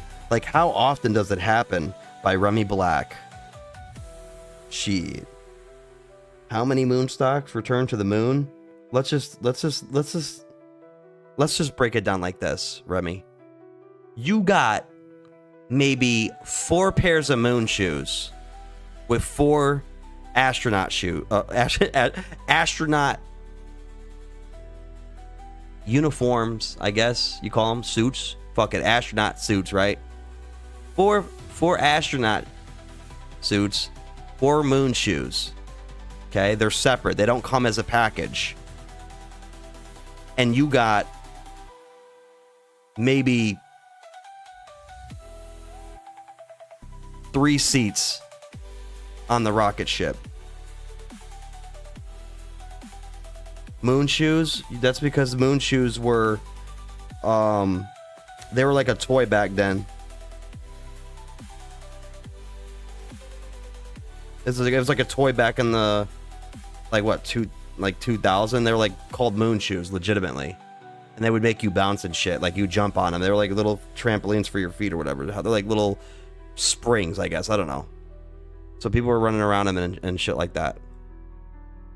And they'd be like, moon shoes, moon shoes. That was a commercial. Everybody's like, fucking, they were like moon shoes now. That was the thing back when this thing started squeezing back here. Everyone was like, get your moon shoes on. Because when you jumped, you'd bounce. Like, and that was the whole idea of it. Yeah, trampoline shoes, like Rooster said. But yeah, not many. Like, it depends on what you're doing here. Like these right here. This is only a special predicament for AMC because AMC is owned by retail. The float is owned by retail. It's a very unique situation. So it's like, law of supply and demand says that if 80% of us or whatever, even 75% own the float of AMC, and then 25 or whatever it is percent is institutional, this price has fallen 90%, yet the retail traders are still in it. Again, no, reading Wyckoff, the theory of Wyckoff's theory is right. There is no such thing as supply and demand in that sense, in terms of holding the actual quantity of a stock. The value can change based on what the market makers, whoever's involved in fucking setting the prices. Ken Griffin says they set prices or whatever. Virtue, I guess, we're saying that they're going to fill orders even if they don't exist or whatever. So that's where the whole, phantom share shit came from. So, but that right there, you would say, okay, well, if the stock is down 90%, well, didn't that mean that like 90% of the people sell out? And that's not the case. Like, all the shares are pretty much chopped up and spread out amongst the big traders and the retail traders. So you take that with what you will, but that begs the question of like, what's going to happen with this whole thing? If like, I mean, how, does it just go to zero when we own the whole thing? Like, I don't know. Like, it just doesn't make sense. And that's the only reason I held on to it that long, because I was under the supply and demand logic. That's why I held this thing throughout all these waves, because I was like, I don't care. I'm like, we still own it. And I just watched the utilization. I was looking at the the ownership percentages. And I said, okay, if I start seeing that drop, like if it comes down to like, 70%, and then it's like 65%, then I'm like, oh shit, people are selling it. I'm going to get out of this thing. But the on balance volume too, which people use, which I think can be skewed a little bit. If you look at the on balance volume, where's OBV at? Don't even have it in here. Right. Obviously they have it, but I don't have it selected. There it is. Here's your OBV. This is where it gets weird. So, does it show here? Yeah, here you go. So, buy volume has been higher since 2021 and has not come down really significantly at all. It even hit an all-time high over here, the OBV. And last May when that move happened. So this is the weird thing, is on balance volume is legitimately following the price action, but it doesn't make any sense because technically the stock price should still be like in these levels. Like it should almost be a spitting image. Like your OBV should not be flat here like this. If it's sold off like to that drastic level that you see on the chart like this, like look at OBV. OBV does not really change much. Like here it does a little bit, but obviously they did the split and everything, so it wasn't like people like just were selling or anything. That was just the company doing that. But then like look at the pop back up here again, and again it has not fallen. This is an all-time high. It's pretty much staying here. So that's another thing people were looking at, is like, wait a minute. OBV is not even like dropping. But if I go to, let me see like what Unity's OBV looks like. See, this is where it's strange. Like you look at other stocks and look at how the OBV fluctuates with the price action.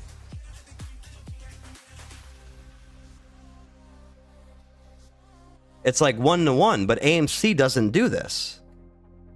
This is where people are like bugged out. They're like, this doesn't make any sense. You see? Like, look at this price action in here. It pretty much matches up 1-to-1.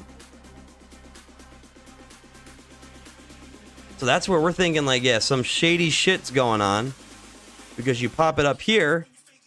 How does this make sense? Look at this. This doesn't really make sense in a lot of ways. It's like mimicking it to a degree, but it's not what it should be. The moves are just far too choppy. Especially if I'm looking at it at that level. Like, this is just fucking pancaked. Rooster says, don't you guys wish the Miller Lite Vortex bottle would come back? I've never seen it before. Oh, man. So, yeah, OBV, very weird. Like, here's the strange part. So, the upside action matched here. That's good. Fine. Matched here. Even the chop here. Fine. Here's the pop. The second pop. Which still, to me, is like, this is such an extreme jump. But, you know, it's there. Come down. And then you just do this. As these sharp drops are happening. It's just strange. Doesn't really make sense.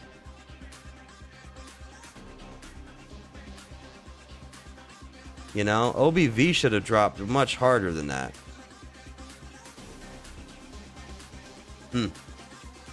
Wonder if I could take this. Does it let me, like... Can I polyline the OBV and copy it? Ah, shit, I can't. That sucks. Can I draw on the OBV? No. I should go to my trading view account. I think they let you do a lot more shit, but I don't really care. But I wonder if like this move here is like this essentially. Maybe it's like more sharp though. Like you didn't even come back down to this level on OBV. This is where it doesn't make sense at all. Like OBV is still very high. It's not coming down sharply like that. It just keeps fucking making new highs, but the price action's not making new highs. You see what I mean? Strange. And I don't know if that has anything to do with him selling shares or anything like that, but man, this is weird. It doesn't even matter. I feel like at that point, the price action should just be there. What the hell did I even do? Oh, I was fucking messing around here. Okay. So anyways, yeah, this is a pretty crazy setup for the week going forward into tariff activation mode. One of two things, guys, is going to happen. You know, you might get you have in my calendar here, 31st is Monday. You have the 1st on Tuesday, and then Wednesday's the 2nd when those tariffs are supposed to go into effect. Don't you find that kind of strange? That, you know, Monday AMC could go up like 100% in pre-market, 150% in pre-market, run throughout the day another 40, 50%, and then Tuesday morning, even or after hours that Monday, keep cooking, and then Monday pre-market go crazy ballistic and start topping out. I don't know, man. It seems to me, and then all of a sudden Tuesday comes, and then they drop that, and maybe it crashes. I don't know. If it was going to be that way, because if this news is going to be painted like for the stock market is bad, and they're going to use it as the excuse to finish like these broad move drops or whatever, like this, like if this is the case, then I mean, how much more can it hold this level? How much more is AMC going to hold this trend line? If NASDAQ and the SPY start dying, that's where I'm at with it. Because there's only one last level that remains. You have this one you already broke. This one you're essentially retesting. Look, you're back here again. You could only go here. So 276.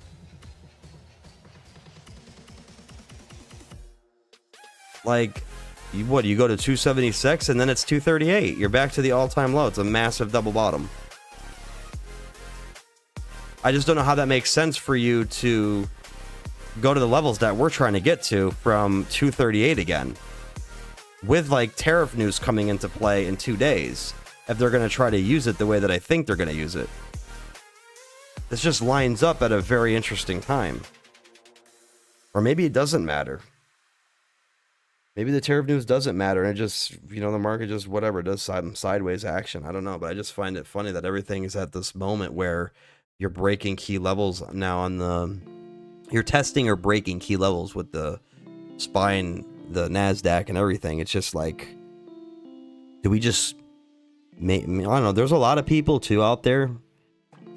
I shouldn't say a lot, but there's some other traders that I see out here that are saying that they think the AMC and GME might just have one ginormous candle up, like in pre-market, where you just open up at the top of the entire thing, which would be, it would just be crazy to think. But why I want you to understand something though, with that, if that's the case, like they're saying this, like you would open up with a big candle, like that would just engulf this whole setup. In the pre-market. But pre-market opens at 4:30, 5 o'clock. The market doesn't open for 4 hours.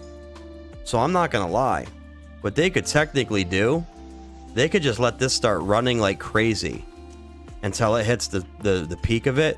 And before the market even opens up, guys, your contracts and all that, whatever they have, is essentially not really affected because it's pre-market. So like they could run that up real quick and then crash it before the market even opens up. So wouldn't that be interesting? Same thing with after hours. They really wanted to. Market is done at 4, and then you have the night trading session going into pre-market. They could do it then too. They could start it at after hours, into night trading, into the pre-market, and the whole fucking thing. You just go boom. You know, if they really wanted to do it that way, and they had to speed it up, they could do it. And then, like you saw with HKD, and I know it's different, but like look at this crazy AMTD digital or whatever. Like look at this.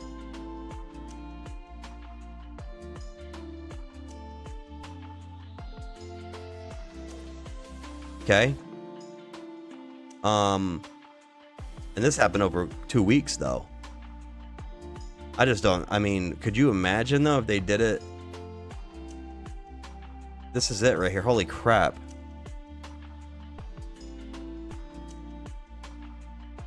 Like look at how big this like these candles are huge.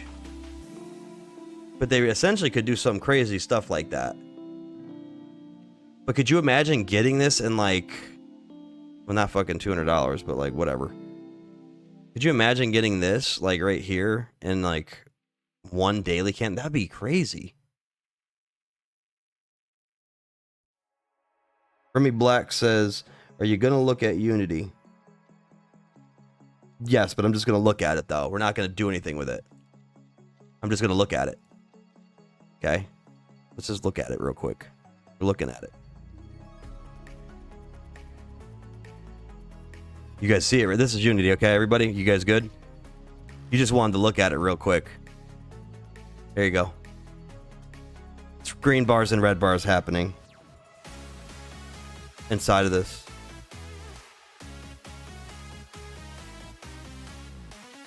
So, in all seriousness, Unity on the weekly just sort of cracked a little bit. The candle's like getting split on the bottom there. Got its legs cut off, I guess. And is still kind of holding this entire uptrend. Yeah, Rooster, I should be that dude. Like, I wonder if I had had people like on here. Yeah, so like the way this is looking, man, so these are going up like this, and then they come down. And like they go back up again, they go back down, they go back up, they go back down. And then they go back up probably again. you know? But yeah, holding the trend line upward. Oh shit, Kai Supreme. Kai Supreme with the triple flamey. And Remy Black says, so was the Wednesday drop predictable? I bought calls on Monday that topped out on Tuesday. Okay, he wants to know if it was predictable, the drop. And to be fair, I said if you're... Wait, he said he bought calls on Monday that topped out on Tuesday. Yeah, so you bought your calls... Was it here? Is this Monday? Dude, I can't keep my dates straight. 24th was Monday. So, Remy, if you bought your calls right here, and then it topped out... Well, they topped out Wednesday. Your calls would have topped out Wednesday. 23.75. It was a very quick wick up. It was a very quick wick up there. But that was Wednesday, was the topping point. Is that what you said? No, you said Tuesday. Huh. But, yeah, was it predictable? Well, I wouldn't say so. Because there's nothing with the EMAs. MACD was flipping green even though it was minimal. It's flipped red now. But your MACD line was also crossing up. So for me, I think you have to be... what did you... If you cashed out, like, I'm not sure. Do you know what your profit percentage was on the contracts? Because that's how you got to play that too. Is like you got to keep a number in your head and just be disciplined. Because if you try to hold these contracts thinking that it's going up to the top of the channel, right? That's how, you know, you could get cooked that way. Because again, it decided to come back down and test the golden channel here. So in terms of predictability, it's not really, but I did say that when it came down here that you could fill this gap. And not only did it fill the gap, but it like I said, it came down pretty decent. It's like on the trend line and then just over it. So, I mean, the gap from Monday to Tuesday was certainly there. And these gaps here will always get filled usually. Like even with this move, obviously this one came to the top of the channel, but with the price action coming down, you fulfilled the gap. You closed it out. And then, you know, here we go again. Looks like we're loading up for the next big push. Now, I would almost want to see... I would want to see price action break this level next time. So what you could do, if this reverses off the line, you could try to set your, I don't know, one strategy would be set this as your limit. And then if it breaks this, then you probably are going to go to the top of this channel. So that's one way to look at it, to see the breakdown. So like I would do something like this if it was me. Like I said, not financial advice, do what you guys want to do. But if it was me, one thing I would look at is this level. Because this is where you broke down and rejected. Right? Like,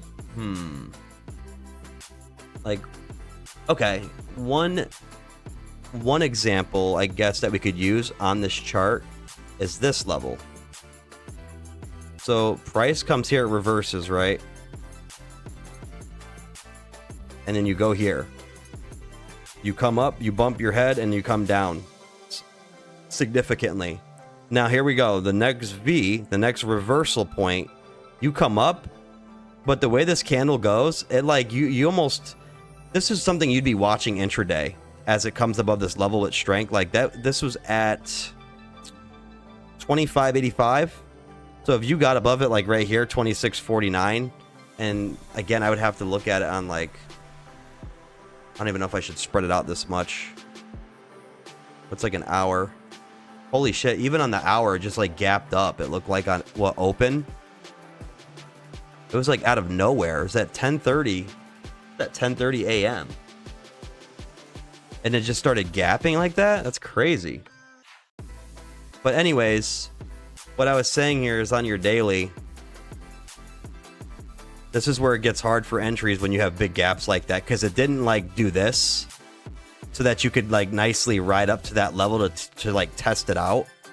But the fact that you broke past it, like you could definitely have set your contracts up in these levels somewhere with decent like price action. And again, you would be looking at the RSI.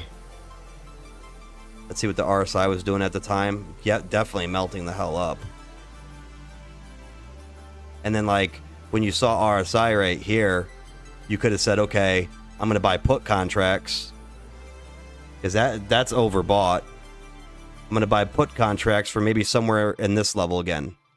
You could have said 25.90 or something, because that would be the next level I think you'd come back down to. Like obviously here and then here as like your tops, right? But this was so fast that it like pretty much deleted that part.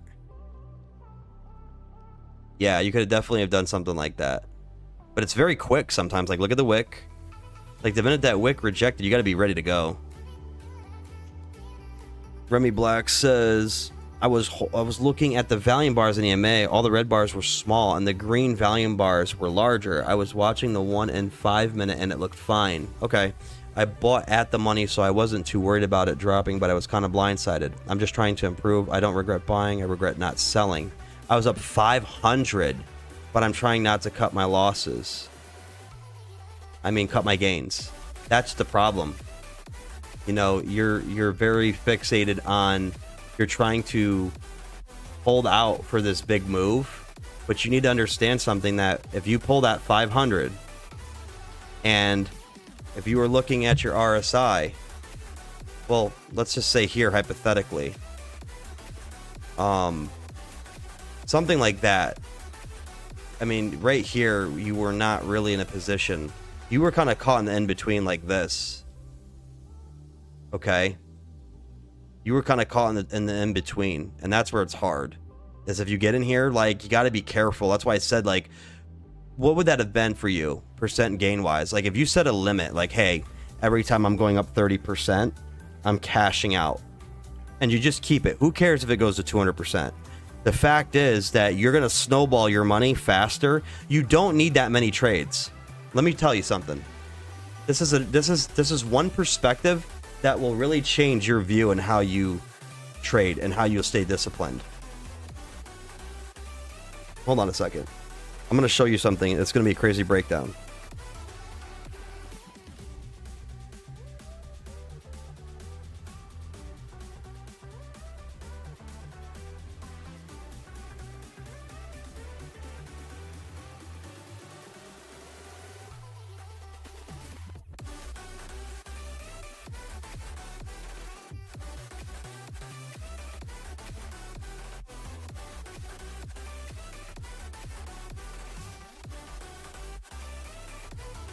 Sorry, I had to mute the mic because I didn't want to click and clack in your ear. Okay, Remy, this is what I want you to understand. Okay? $500, guys. $500 an investment. You make 30% every single trade and you roll that money over. And it's ballsy. I understand this. And as you get up, as you get a higher bankroll, you could bring your target return down. You could start going down to 20%. You don't need to go to 30% anymore. Because you start rolling over fatter cash, 20% looks very good. So here's the deal. If you started with $500 and you made a 30% return on each trade, rolling over the profits each time, after 15 trades of doing this, your investment of $500 would grow to $25,000 after 15 trades, okay? And you could do 2 trades a day with this.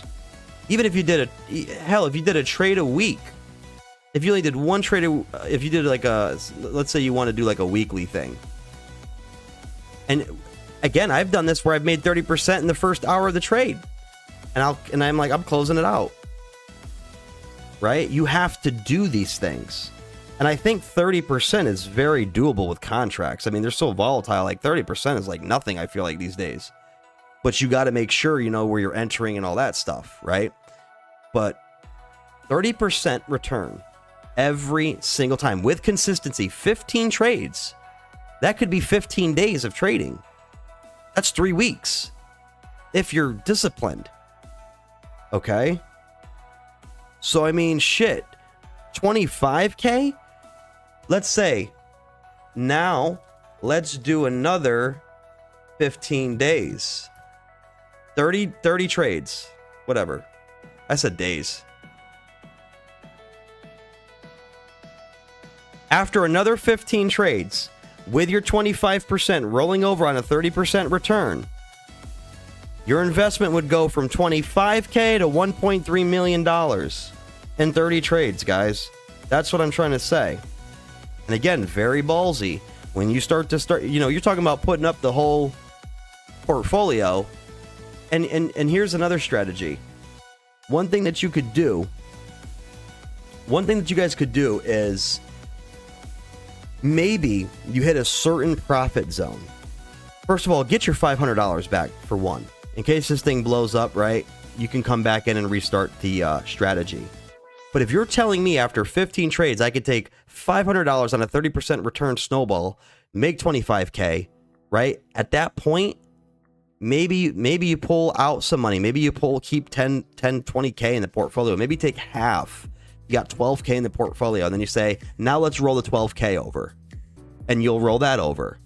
You really can't lose that way if you're being disciplined. You know what I mean? That's one way to look at it. But $1.3 million? You know what I mean? Now what are you talking about? Maybe you take 75% of that and you're rolling 200K. You're doing 200K contract trades. It's crazy. But you got to do that stuff. Like you got to, you know, you got to hit a certain profit limit. Like if I went, even if you went from 500, right? And you 5x that and you got 2,500.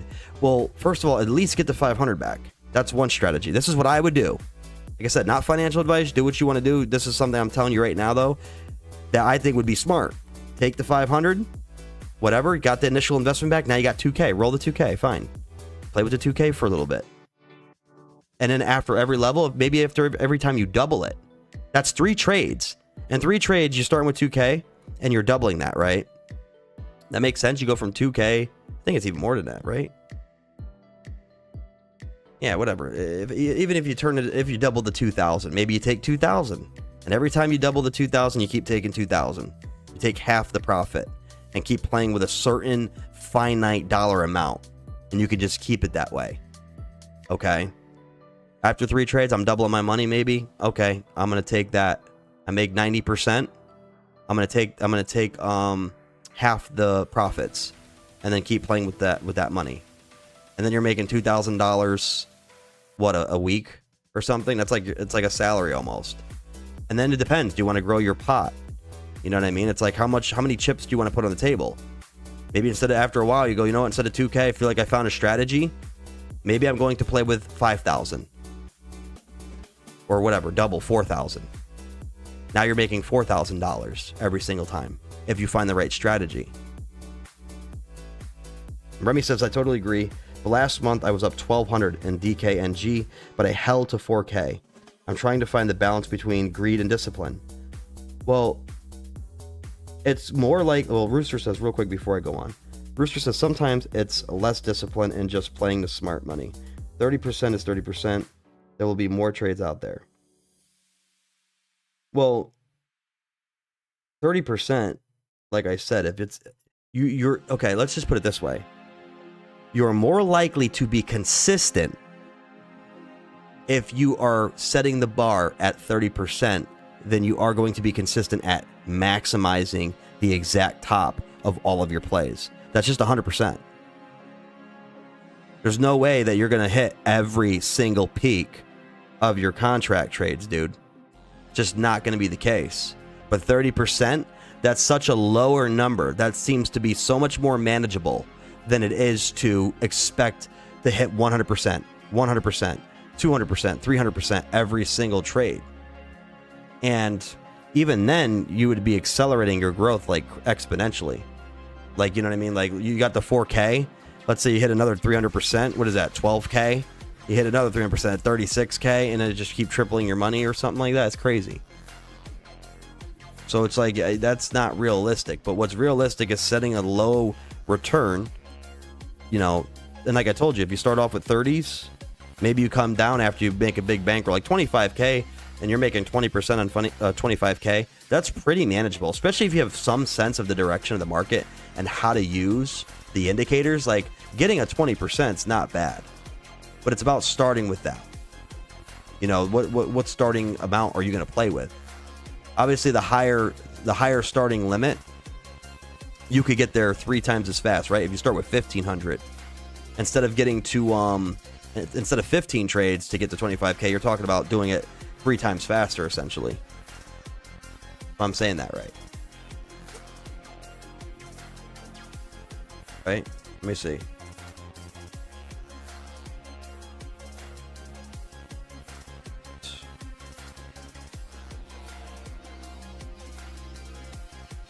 Let's do that.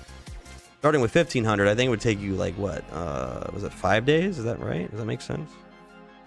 What the hell? Oh my God. This is $1,500 investment and making 30% return on each trade, rolling over the profits for 30 trades. Your investment would grow to approximately $3.9 million. Just crazy, man.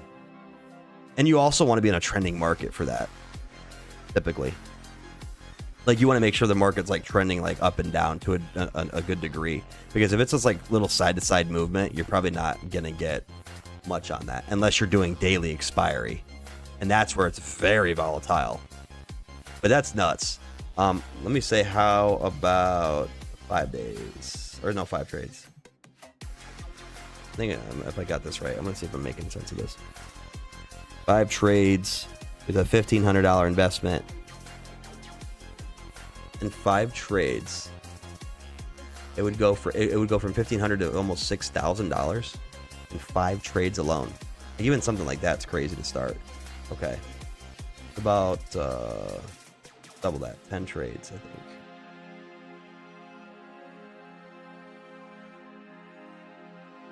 What's that rolling over to? 20K.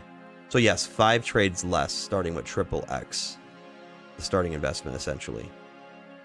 You almost get right there, because if you do another 30% on 20K, you're talking like, geez, like, what was that, $6,000, something like that, 6, 7,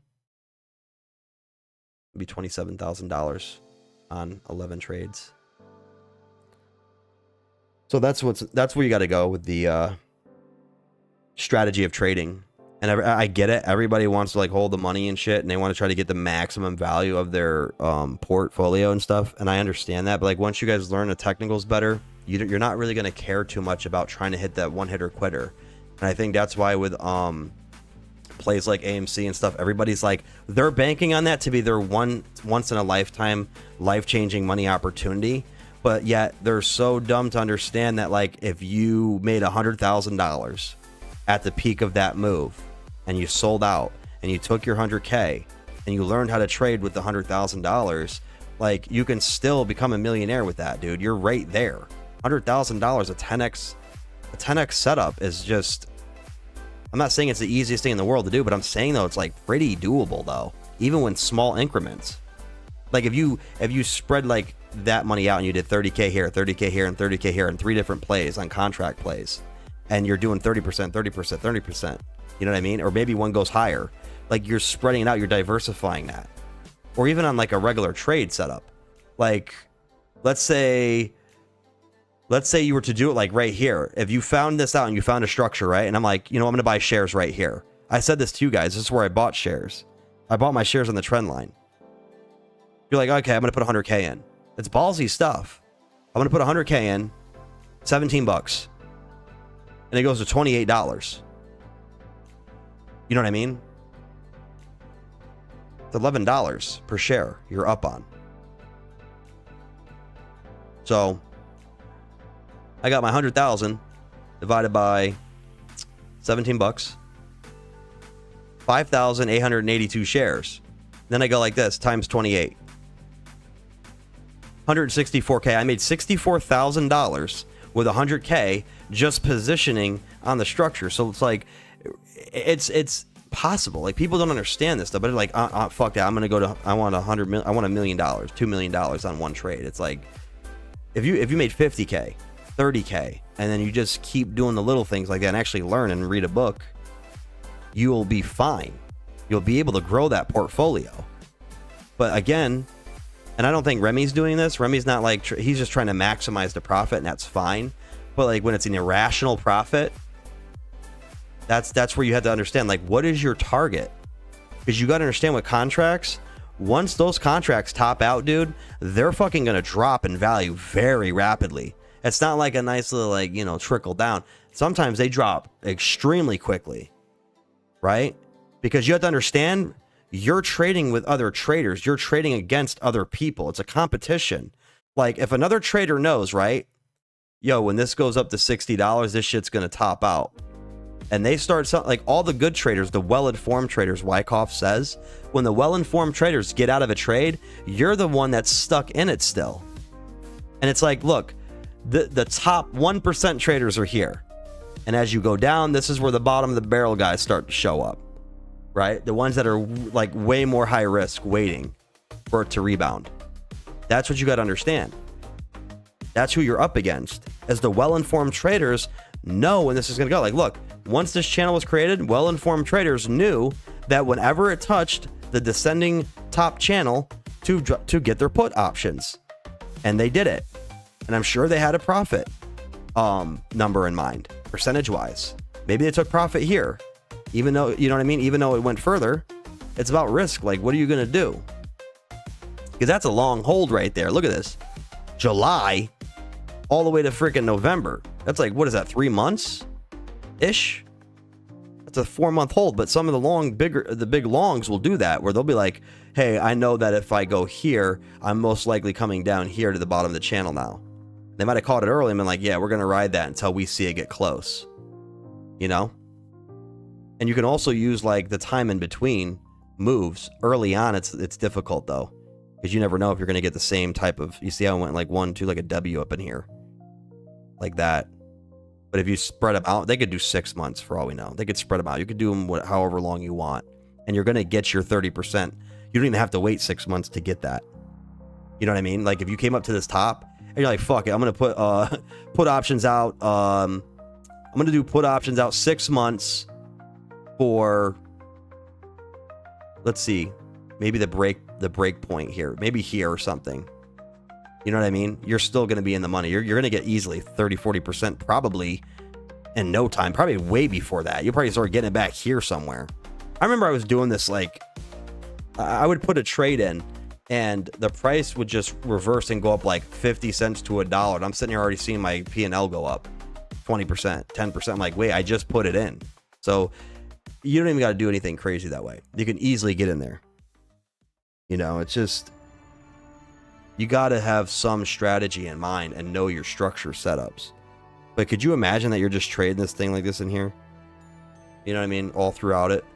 There's a couple of fake out zones like this will get you messed up if you're not careful. This is why I said, though, if you were in your head, right, and you're like this, okay, it came up and it's going to come back down just like this. I'm going to get this exact thing every single time. If you do that in your head and then it touches, you're like, here we go, we're going to go back up. Wait a minute.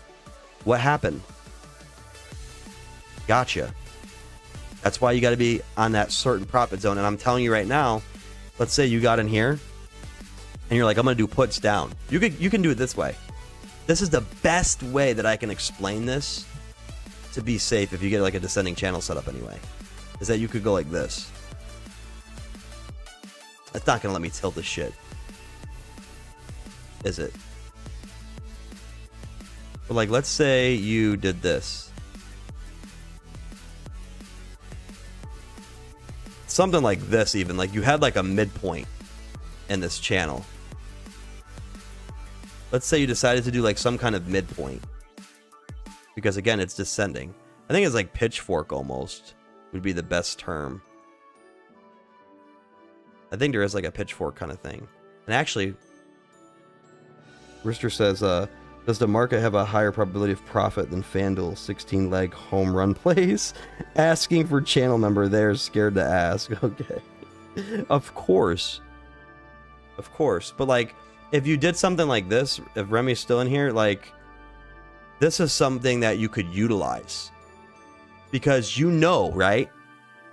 Okay, price is obviously going to reverse down here. It got a little bit of like kind of a springy type of fake out. Like it was going to go lower, but it came back into the channel. Okay. But if you looked at this and you saw that it came up to here, to your like midpoint line, the minute it breaks under this line, you almost got to be like, oh shit, this might be, you know what I mean? If you get a nice close like this, especially, you're probably not getting up there. You're probably not getting back to the top of the channel on a move like that, especially when you use the other indicators. Like, let me see what the RSI was doing at this point. It got into overbought territory. There you go. So that's sort of like one way you can look at this is, again, I told you guys, once you get to near 70 on the RSI, do you really expect that it was going to melt up here and go another what? This is at $42, and then the top here would have been like what, 50, another $10? I don't know if that's possible with it being so close to that. And again, too, like 73 was your top, so like you were already there. You're like 4 points, 5 points off the RSI radar or whatever you want to call it, the wave there.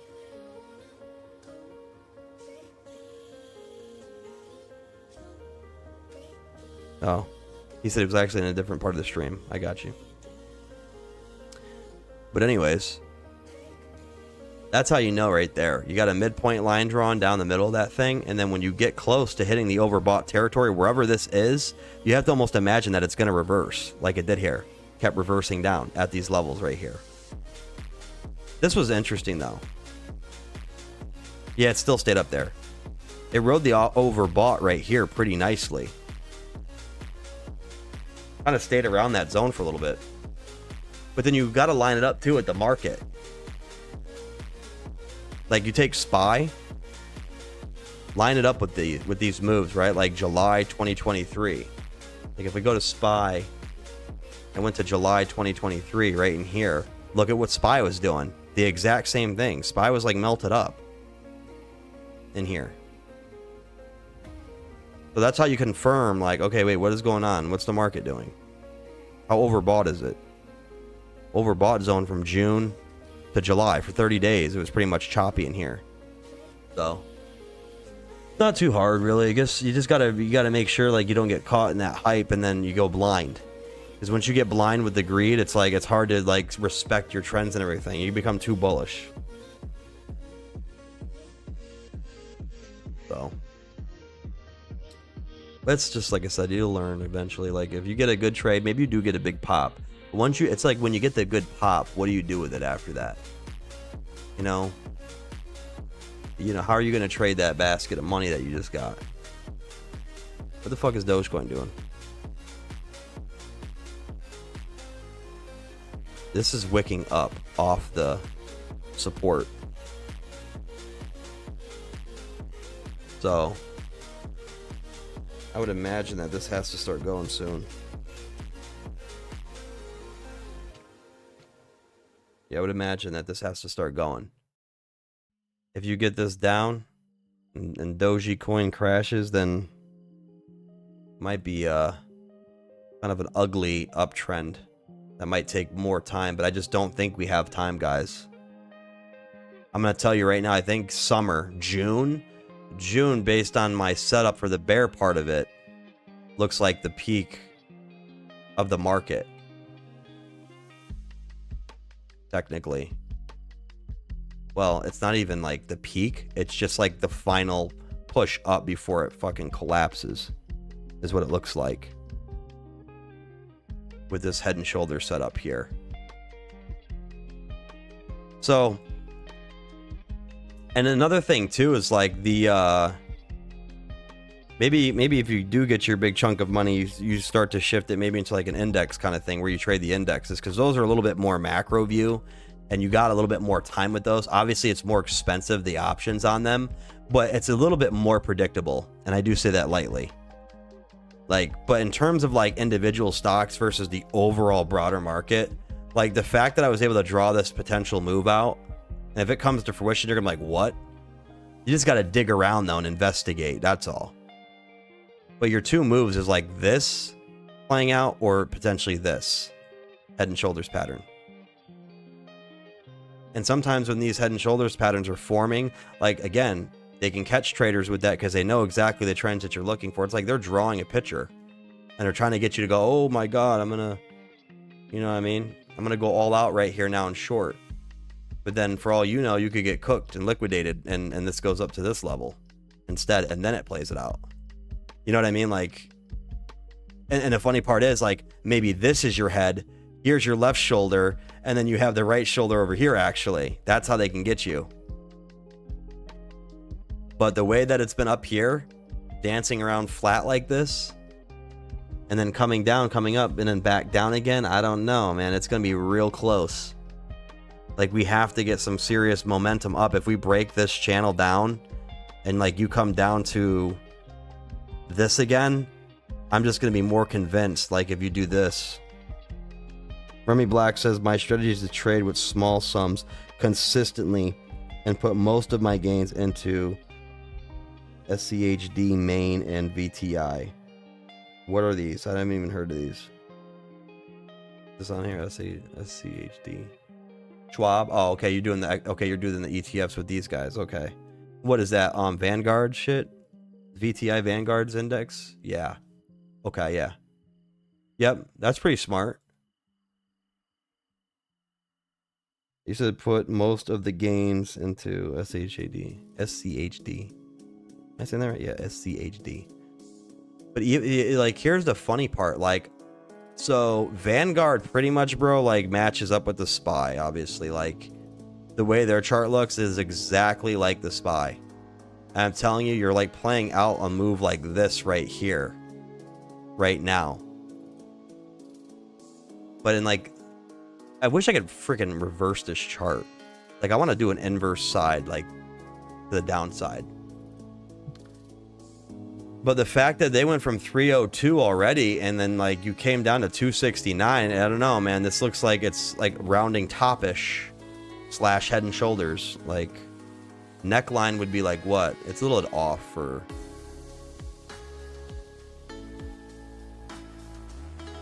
You would need to come down to here, I would think, to make the neckline, right? No, our neckline would be here, maybe. I think this would be your neckline. Yeah.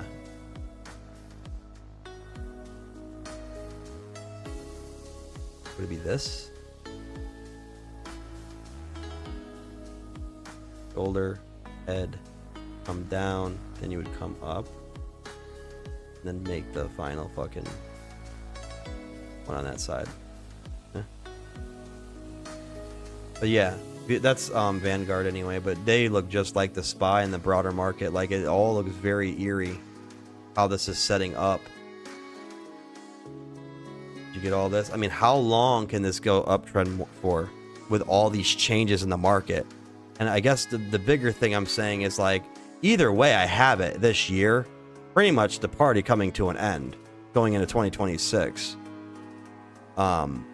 This would just be like, I guess, an earlier version, and I would be wrong. It would be bottoming at the end of 2025, and then 2026, hopefully by then you would reverse back up, and then you could maybe get a move like this.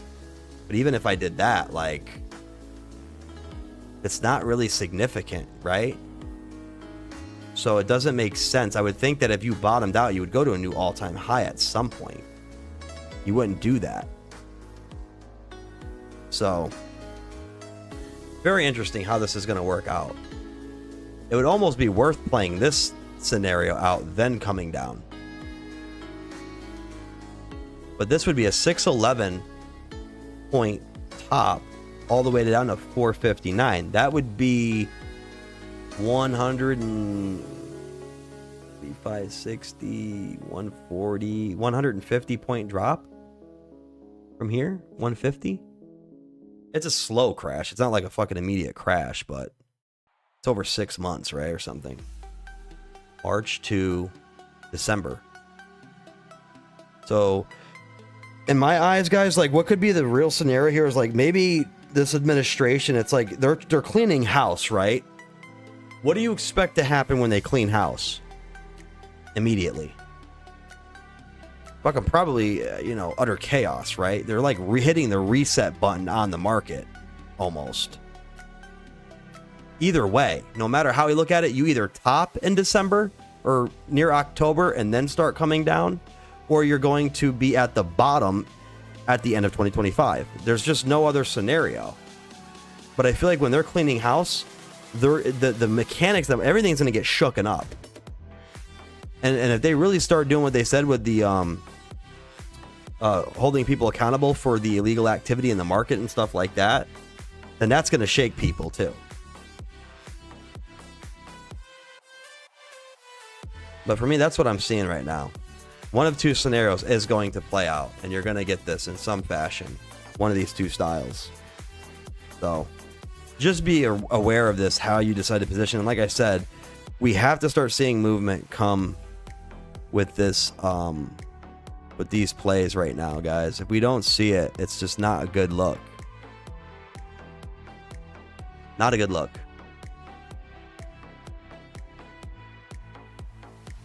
That's actually how I had it set up. Oh shit.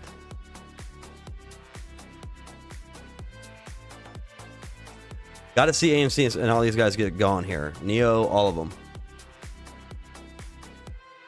We've got to see this start going. Got to start seeing it going. So that's what I got today, guys. Honestly, I think we kind of went over the main scenario, and it's really, really pivotal point. I wanted to go live today instead of dropping a video because there's just so much to cover in here and look at that it's just going to be far easier for me to do it this way.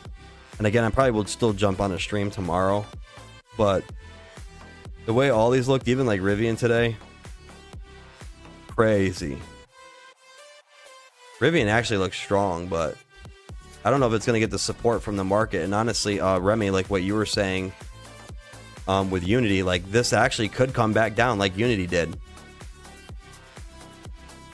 Rivian could come back down and touch the trend again, back to $11-ish flat, 1068, if they bring the market down. It's already forming a red candle here, just similar right here that it did. Definitely could get a drop down if it doesn't moon up on Monday. If I see one more red candle come in here, I'm almost convinced that this is probably going to drop. You kind of have a similar setup over here too, where it comes up, drops, but then has this like crazy wave like this. So we could be repeating that. Get something like this.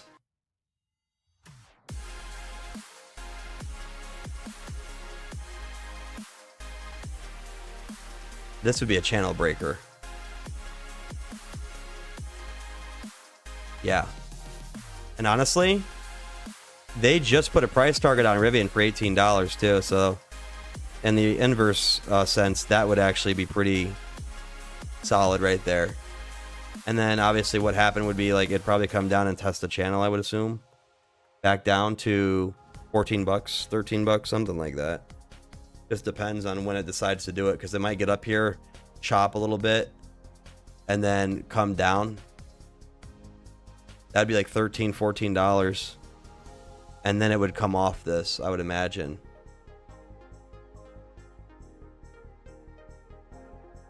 Like maybe something like that.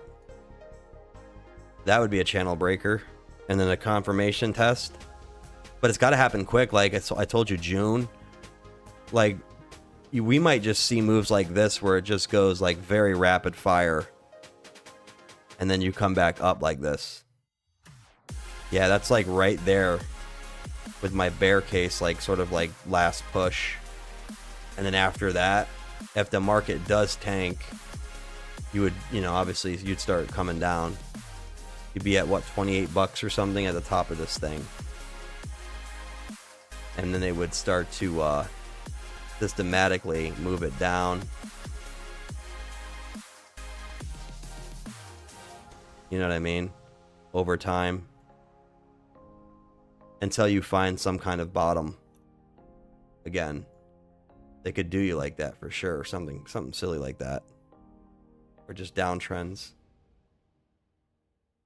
But it might be a little tighter than that, obviously, but you get it. You get the idea. The hell's going on with my phone? Anyways. Rooster says, well, hold on a second. Let's see. Thanks for your time, man. By Rooster. Remy Black says, bought some YOLO on Neo. Going back to your hopium topic with Doge and AMC. Bought some YOLO on Neo. Going back to your hopium topic with Doge and AMC. And Rooster says, I bought Doge today. Yeah, I guess. I mean, really, I wouldn't even call it hopium at this point. I would just call it like that's your bull case, like, and it's a realistic bull case. That's another thing. It's like some people are just getting ridiculous, man, with the price target shit, and they have no rhyme or reason of why they're saying it other than just to say it. But like the AMC thing is like, look, like this is what I'm trying. This is what I'm saying. This is like realistic to me, but and even this would be max I would go. But like, dude, some people are saying like $300 and shit. They're saying 200, and if that happens, fine, but like you got to be paying attention to that price action. But Dogecoin, realistically, to the top of this at 40 cents, even 40 cents is top of the channel if you're gonna like slowly get back up there like this. But 75 cents would be the old target. That's another level. But 97 cents on the next bull run, hitting $1 on the money, $1.17, that's it. I can't really see it going any higher than that. But I have levels to it. It's like I have different targets. And you have to pay attention as you go up this thing. Like when you see 40 cents and you see the reaction, you got to be like, okay, wait a minute, what am I doing? Am I going to stay in this thing and watch it maybe drop down to these levels again? That's where you have to decide, and it's very hard. Sometimes you can have a YOLO account, I guess, like that, and just fucking have one just the money that you just leave and hold in there until you hit like a top end target. But honestly, like that's what I would be looking at, coming back to the top of the 40 cents zone at the top of this channel, and then seeing how price reacts after that. It starts breaking down again, like you get up to here and then you go boom boom and you start hitting down. I don't know, that's where you got to be like, do I take my profit and just go and say screw it, or you know, do I wait for a bounce and then it continues up? And it does hit the 97. So, but yeah, that's for Doge anyway. It looks pretty solid right now. I just don't want to see it break down and do a double bottom here again, really. Because, I mean, that would suck. It would just be a much more drawn out process.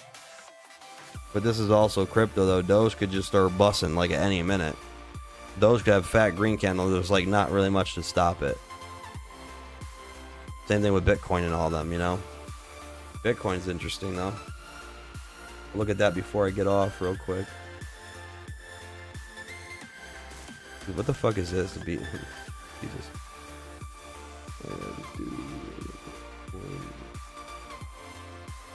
Why is it not showing up for me anymore?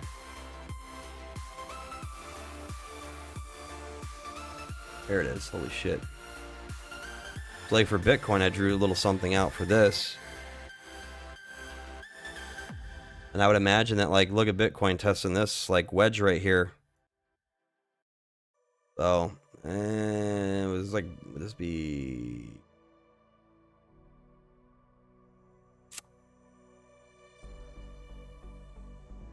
Why do I want to do this one?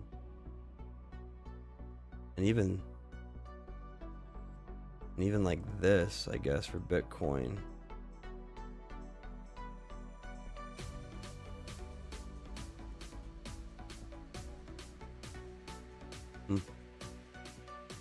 Your low, this would be the high if I like stretched it.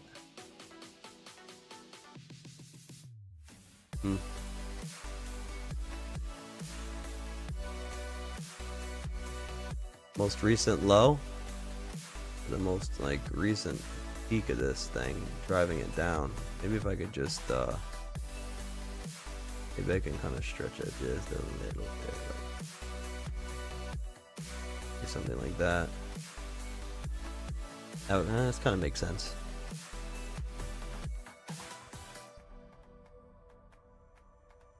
You're holding this line right now on the trend.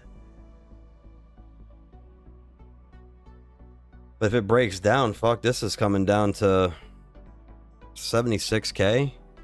mark. If it breaks this line.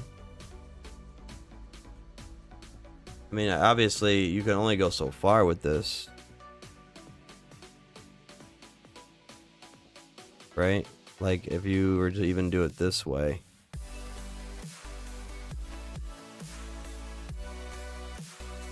Like, it's pretty telling. Pretty telling that something's going to happen in here. This week, guys, you're going to see something happen with Bitcoin. I would imagine in here something's going to go down with Bitcoin. In my opinion, this is very tight inside of here. 4-3. That's a Thursday. That's next Thursday. I imagine Bitcoin's going to trade inside of this like thing right in here until you get a decision whether it's going to go up or down. Very wedged up in there. But if I took this all out and I just kept my pattern, the little wedge pattern I had up.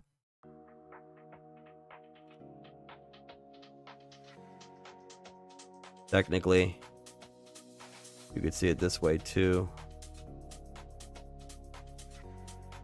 I think that's how I had it.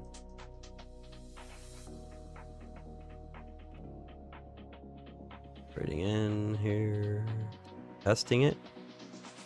Then does it go back up? You get a double top at 109K. It kind of was double toppy right here, to be honest. Like, you kind of pretty much already did all that.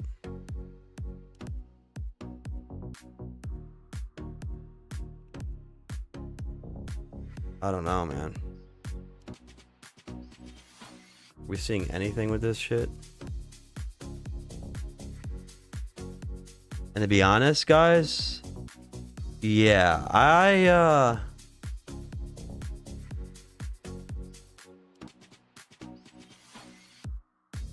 imagine, don't tell me we're getting the same type of setup over here, except inversely. 72, 73.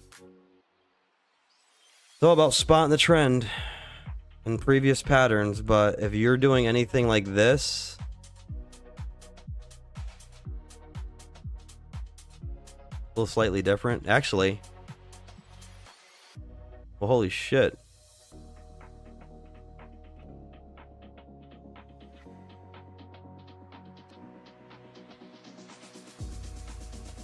Wow.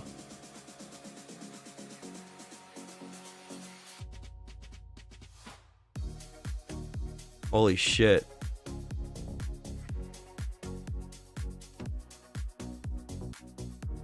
This would essentially be this here. Reverse. Very fast though. Be a much faster fractal move. Bitcoin.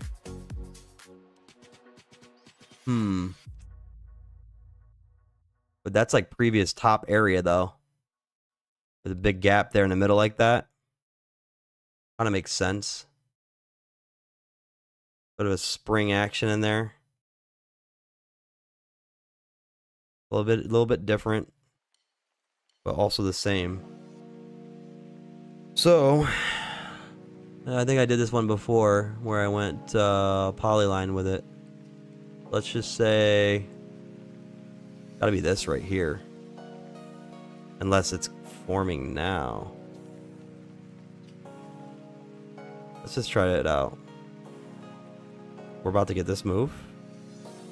Or did you get it already? I think that would probably count. So you would get, where the fuck am I at? Okay. We're saying we pretty much got this already. Yeah. Okay. 78K, 76K. It's a little bit more drastic over here because this is 59K. Oh, no, not really. I think we might be doing that. Okay. So you go here, here. It's a little squiggly in here. Fuck. All right, whatever. We'll just go right here.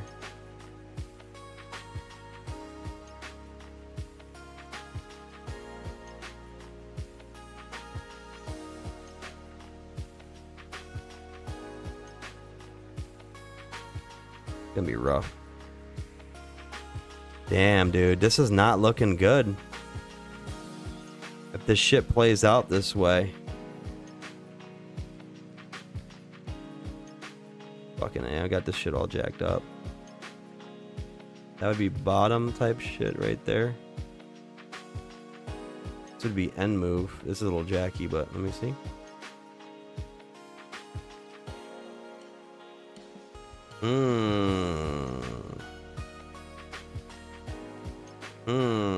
Interesting.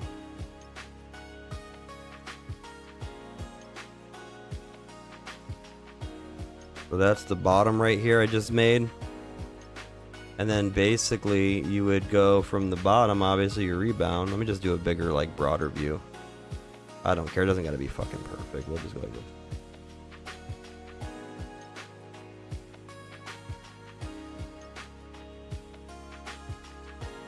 And then you get another move like this. A repeat sequence. Holy shit, dude. That's 132k, like, kind of roughly. But pretty big spring right there. And then you get that. Potentially. Like, we really could be in this sequence right here. It's playing out very similarly. Some more downside for Bitcoin could be coming after this initial pop. But again, when you don't make a new high, when you come up like this and you fail to make a new high, you're going to come back down again and go to some retest zone. And look at this right here, coming back to the 76 support. If that is going to hold anyway. You're essentially right there.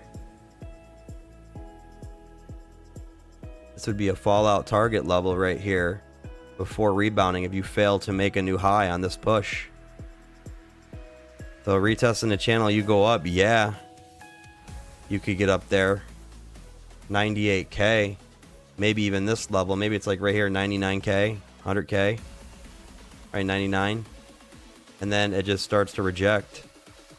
You come all the way back down to $76,000 on Bitcoin.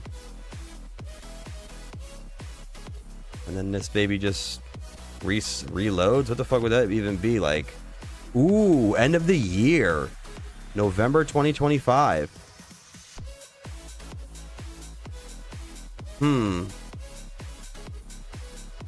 Be very odd. Odd times ahead. Because even with my... Okay, so maybe if Bitcoin's going to trend up, maybe I'm correct.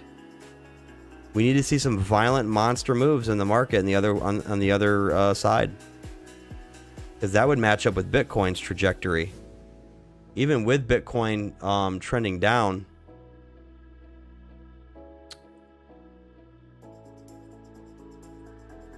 So even if Bitcoin does this and the market decides to do it'd be like inverse, but they would both top at the same time. Don't know if that makes any sense though. Like, cause Bitcoin would be going down, but the market would be having to go up. But they would well, I guess it doesn't matter because it's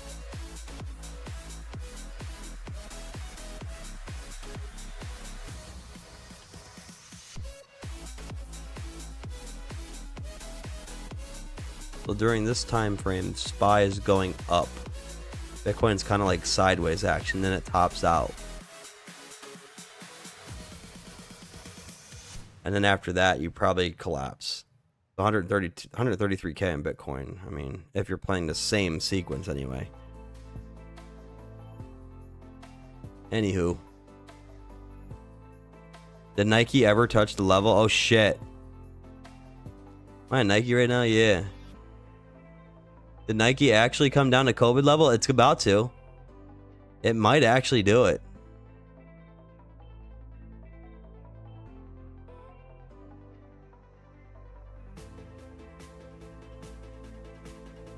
Damn, Nike might actually do it, man. 56.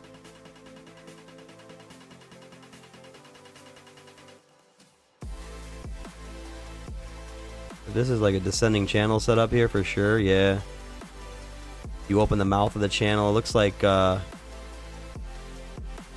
either way it's gonna come down here. Damn, I called that one like 30 days ago. Shit. This time frame wise though, I couldn't really tell you how long it was gonna be. I thought it was gonna knife much sooner than that, but it rebounded up here, then came back, and it looks like it has no choice really but to come back down here. Yeah, you would definitely probably, even if it reversed, you're gonna bonk your head on this and come down. It's gonna ping pong in here until Nike hits the COVID level. And honestly, wait a minute. Nike has, is this like kind of broken? Is that a shoulder? Is this your other shoulder here? In here? It's kind of janky. That's on the weekly though. I can't see it on the daily time frame. But basically, yeah, kind of sloped 1, 2 would be like very, maybe it's this.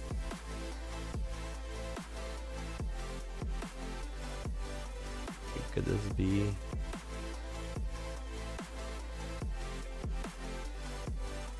It's like kind of like one shoulder higher than the other though. That's the only thing.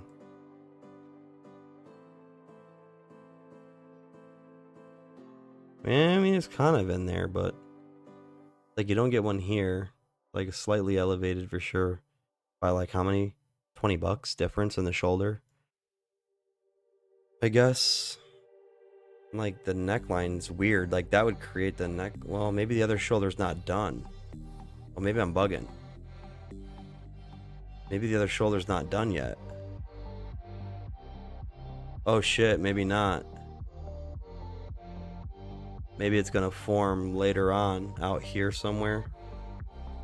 Come down, come back up, and then maybe actually will reverse, come up, come down, finish that shoulder out, and that would be it. Maybe Nike bounces at $50-something. I mean, you're getting Nike $57, pretty solid deal. Because I'll tell you what, if Nike doesn't hold $57, it's gonna come down to 45, and then from there it's just like, holy shit.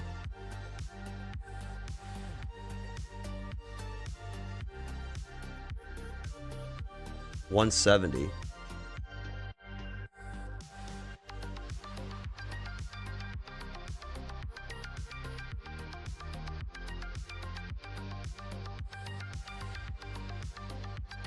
Oh, the MACD supports have moved down. Dude. Nike about to go bye-bye. Bollingers. Breaking below the band. Watch I say all this and everything fucking melts up, though, on Monday or something. You go like, what the hell? You don't know what the hell he's talking about. At that point, I'd just be going for the ride, too. Fuck it. I mean... Look at the sell volume on Nike, dude. Getting cooked.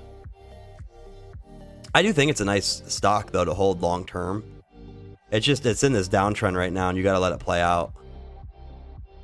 And honestly, it's been in it since this like channel formed here. I don't think I could. Yeah, I would say right here, even if you drew it out higher. Could I go any higher with it? Maybe it's like flaggy. Yeah, it's kind of tight though. Yeah, I don't like that. That's kind of like wedge. How Bitcoin was looking. Like I'd have to take this shit way down to the point though.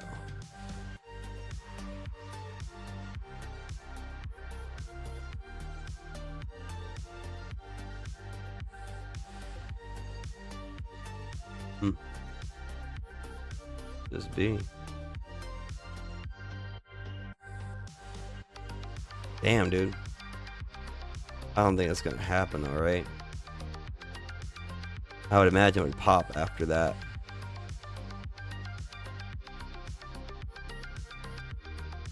and a falling wedge on a weekly. It'd have to get to like right here, and then you would just see it fucking go crazy. Wow. I'm all the way down in here. 37 bucks, 40 bucks, and then it just melts up 300%.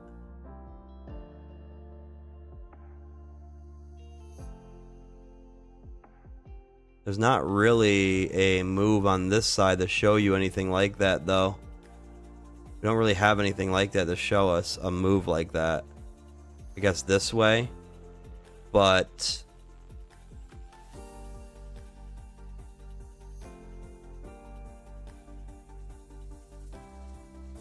like weird. I hate when I look at the chart this way. It's like, what the fuck is going on? Yeah. Yeah, it could be something. See how this goes. I'll leave this up though.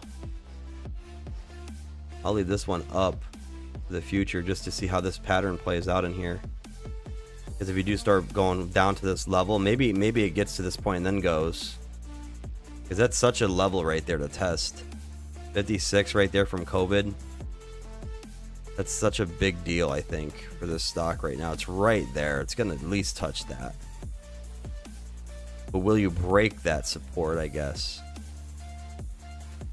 Look at the vicious reaction you got off that line, guys.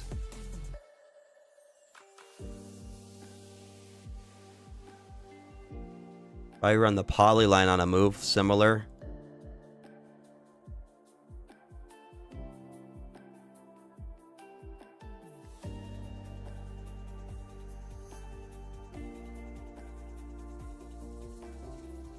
see what happens.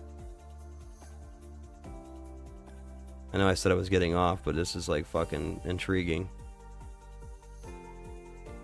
This shit's intriguing when you just play around with the pattern sequences and just your structures, guys. It's just very fascinating.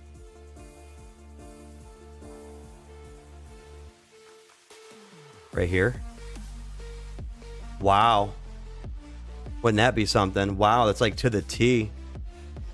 Yeah, it's a perfect matching move. Obviously, symmetrical move. But this would I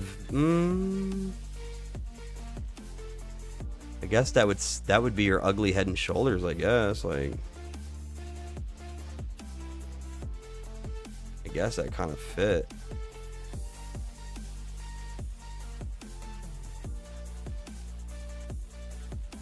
You know? Then you get that.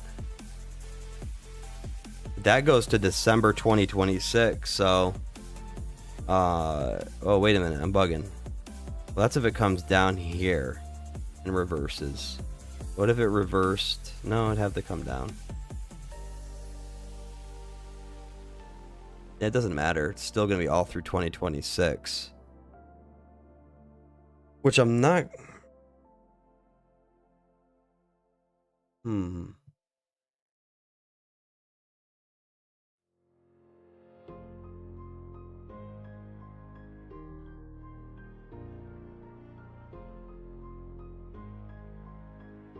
Nah, right? That can't be it. That's crazy. 2028. Holy shit.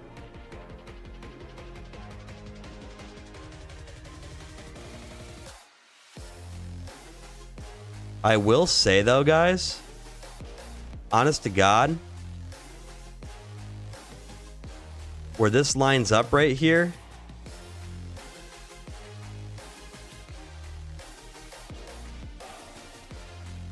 December 2025 bear thesis would play out right there. You come all the way down in here, and then by December 2025 the market starts to bottom out, and then all of 2026 you just start mooning back up for the entire 2026 going into 27. Another like 2-year bull run type of deal.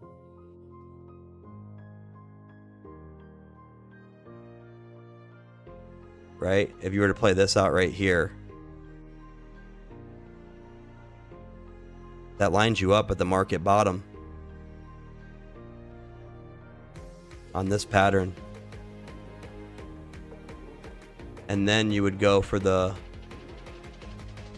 Fucked it up. No. I jacked something up in here. I can't remember what I did. And maybe something like whatever. It's still kind of ugly though. It's not enough movement at least, but that would start something. I have to redo that at some point, whatever. Anyways. Weird.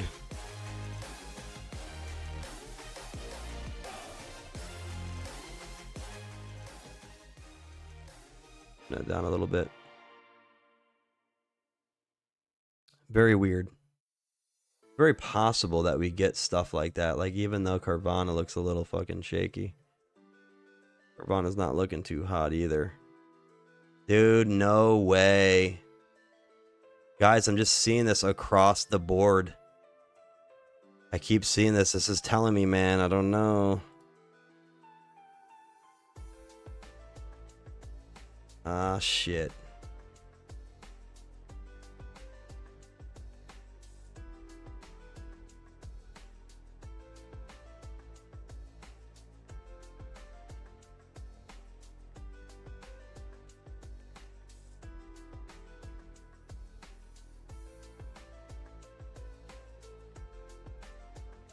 Guys, I don't know, man. This is weird.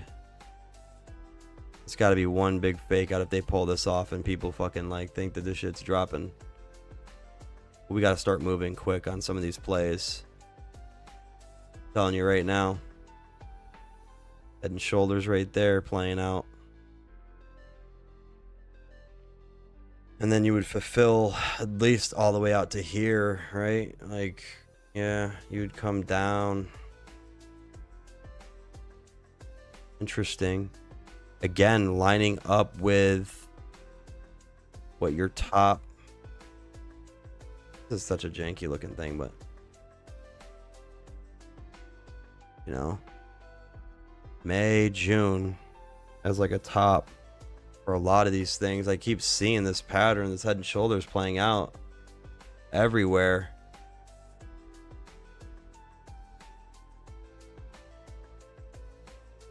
My lord, it's literally almost everywhere.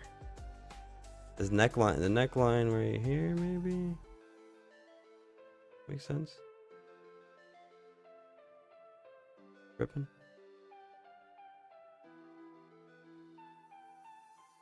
Again. I don't know, man. This shit to me just looks a lot of head and shoulder-ish going on here. That means this would like go now. So I wonder if this, maybe you're gonna get some price action back up to the top, up to this 23.6, and that'd be the other part. I don't know. That's kind of ugly for AMD. I don't know. I'm probably bugging, but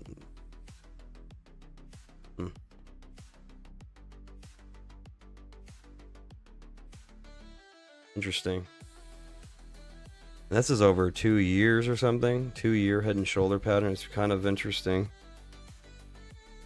how that lines up. And you again fail to make a new high here. How far can it drop?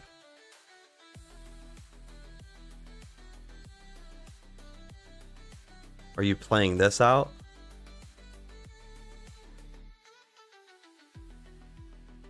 Maybe it's like actually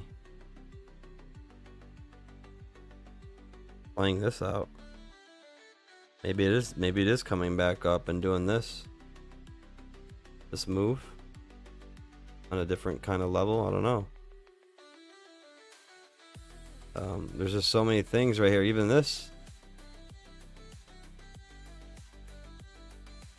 You'd be getting this again.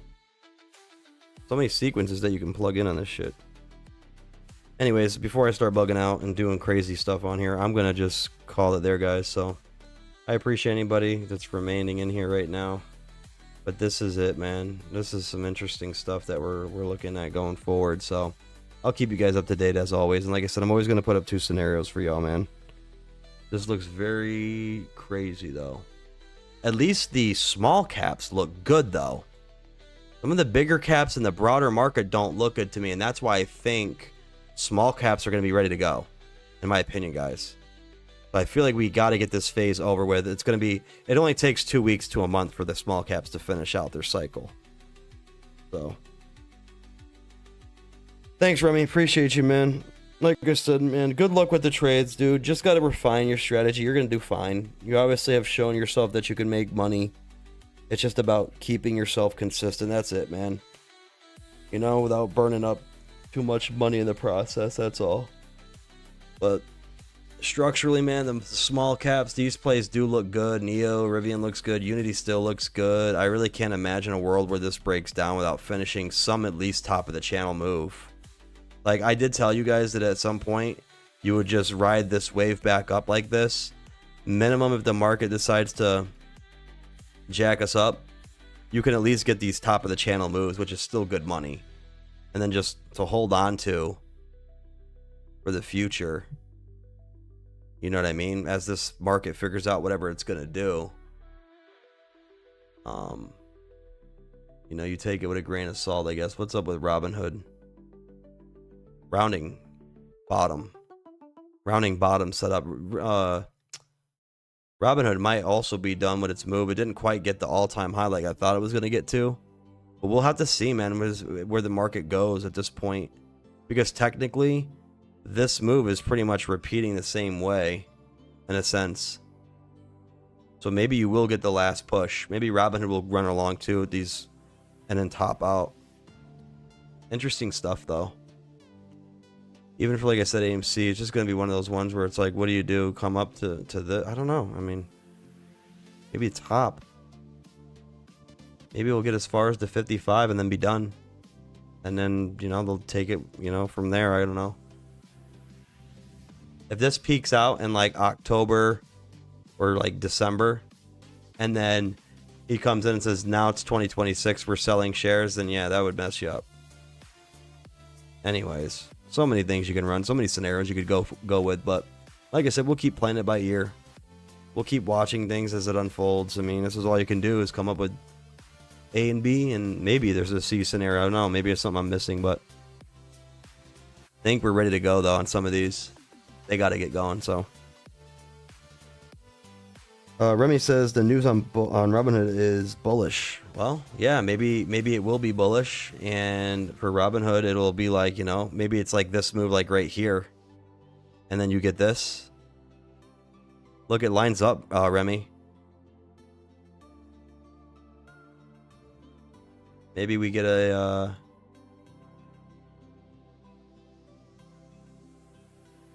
maybe you get a candle like that. It's gonna be literally, holy crap, man. To the T matching. The setup matched perfectly. Double top and then comes down, and who knows from there. Maybe it starts to come down. I would imagine that your new support would be somewhere down here in the $35 range, though. If this melts down, I would imagine you do something like that. This would be your new consolidation, because that's some support right there if you can hold it. But that would be a crazy drop anyway. From 86 bucks all the way down to 35 with a market crash coming, you know, or a market coming down scenario. Not really a crash, because like I said, it would be over 6 months. It'd be like a 6-month drop or whatever. So however that looks from up here. Oh shit, well actually we already have evidence of it. It would be a pretty brutal fall off here. It'd be like a gap down kind of thing. Like you'd come down like pretty hard. Whoops.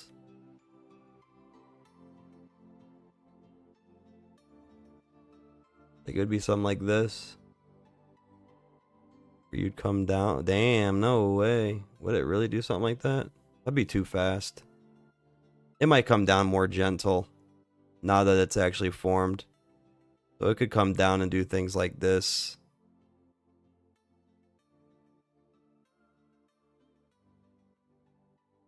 Something like that. I think would make more sense with a downtrending market. Probably a little tighter though.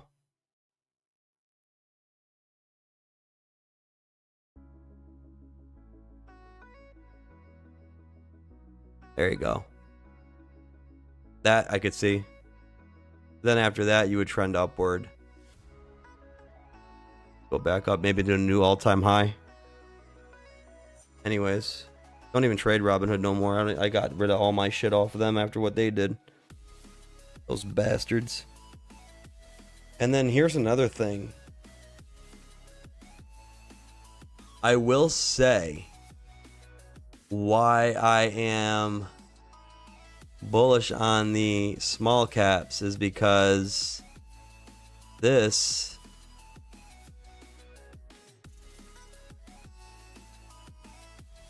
to me is like almost inverse Head and Shoulders ish.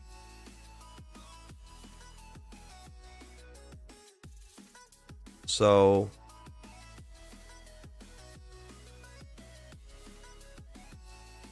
last thing I'll say is, but that's nutty though. Like, would it come fucking down to 157? Will we have to go through this brutal ass move down?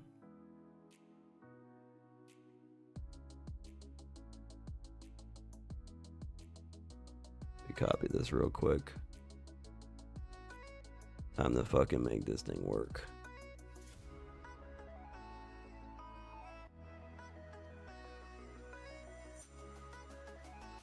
See something real quick? Get double top though, in a way, yes. Double fucking top. Fuck, man.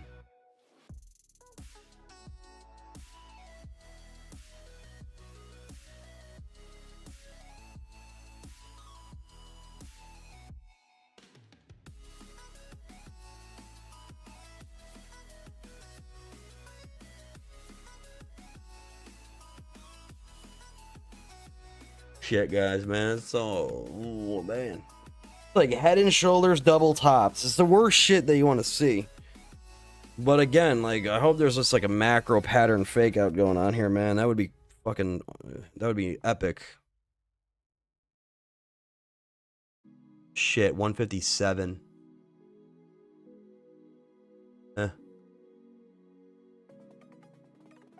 Yeah, what? That would.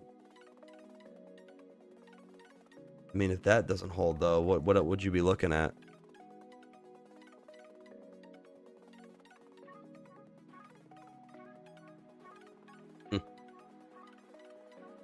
Fucking this 89. Nah, that would be crazy.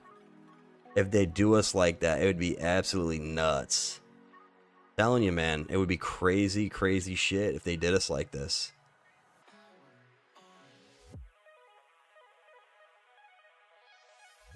Verse, man, shit. Bring you down, like, what?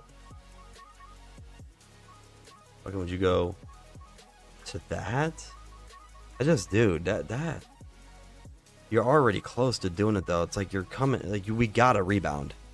We have to rebound. I'm telling you guys right now, if we don't rebound, you're fucking, you might as well just say, hey, we're done. We're coming down to this 157.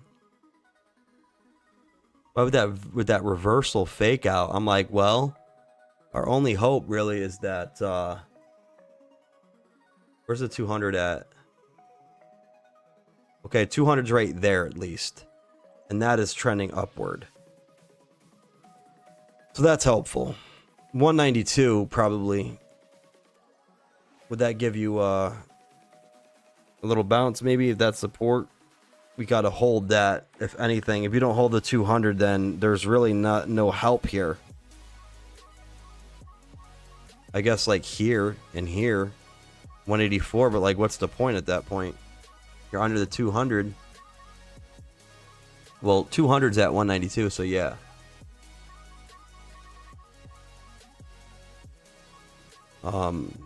Looks really fucking like this.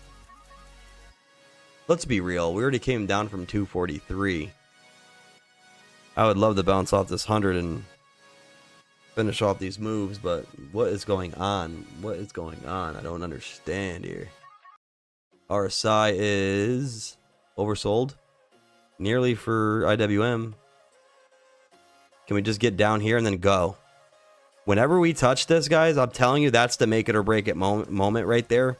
Like when we get to the oversold territory down here, and then we start reversing up, whenever we top out, I feel like that's it for the moves. So we got to hope that during IWM's run that everything catches heat quick and just gets over with the moves. Like we come down here, this starts and like actually the trickle down to the 200 might just be enough to get us there, and then you start reversing off that. Even if you do a double top here, this is like a super macro double top. Like this is 2021 and 2024. It's 3 years apart. So more so like it would be November, come up here. Your double top would not necessarily be like this macro look, but it would probably be like this. It'd be a lot closer. It'd be one here. This comes down, comes maybe this, up this way. And then you get your little second top here. Like that. It would end up being like this. That's what it would look like before you break down and come down to the 157.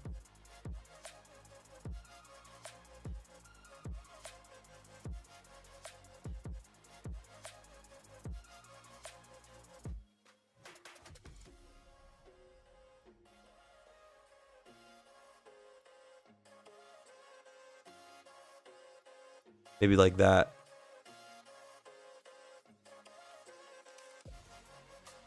Then you get your double top. Come down to 157. I mean, small caps would be eating shit for all of 2026, pretty much. Just running scenarios. That's all it is. You just got to figure out the direction, what you get. Because you only know one of two things is going to happen. You break these here to the downside, and already the 20 is flipping downward. We got to really have the support of that 200 with us. If not, yeah, we're going to get down there. But maybe it would make more sense to finish your small caps out like this, end of year. Small caps end the year out. Maybe they start bleeding out, and the SPY and all the bigger caps start to go back up and then reset the cycle. You know, I just thought that this new high for IWM would be much higher though. But I guess again, you kind of got it over here during COVID. You went 2018, oh man, that's not good. That's just not good if that's doing that like that again. That would be sucky.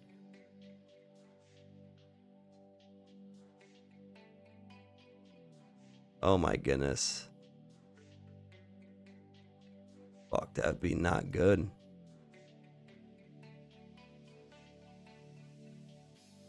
It's just a straight knife down from the top. That's COVID shit though. It's a little bit different. But not gonna lie. Sure enough. Why does that look so picture perfect in there? Man, that sucks. Maybe it's like a slower progression down. That's still June 2025. But that would basically be bottom then, wouldn't it? That's what we're saying. And then you reverse up. This is getting I'm getting all over the place with this. And you would come up like a crazy ass. Maybe inflation's down like a mofo by now.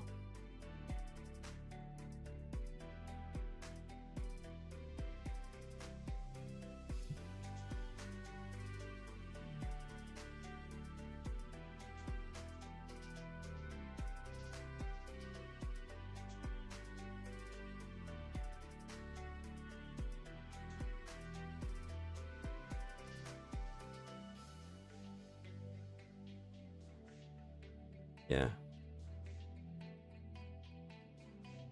Interesting. Wait a minute. What the fuck is this?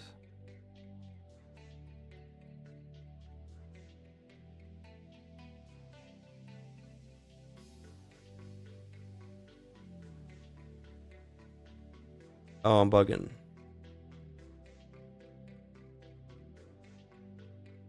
That's the... No, this is... I'm saying, okay, get rid of that.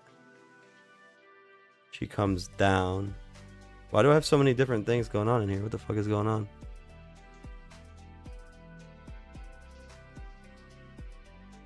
Oh, that's the cliff. That's the cliff. There you go. Shit. So cliff diving. Guy dive down. V shape up. Off that, if you repeat the sequence down.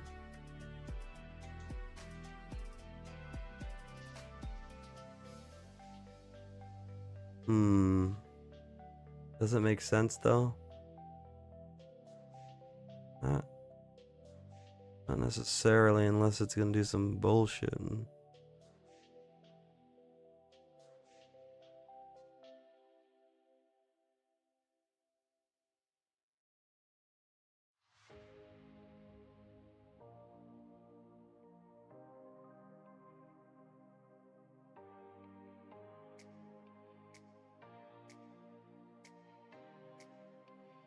Still, $300 on the dot. For IWM, you come down and then it reverses starting in June 2025. June 20. Would that even line up though? It's like, I feel like SPY's peaking at on the bull case. No. On the bear case, SPY would be like coming up for one last push for the right shoulder, and then it would go down from June. But then you would be saying that IWM runs from June. The fucking no, that doesn't make sense.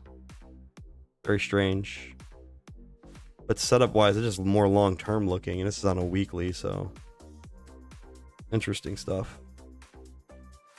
But regardless, IWM's reaching oversold territory, so that's a good thing. Just needs to get it over with so we can move. That's all. Is the volume dying down on it?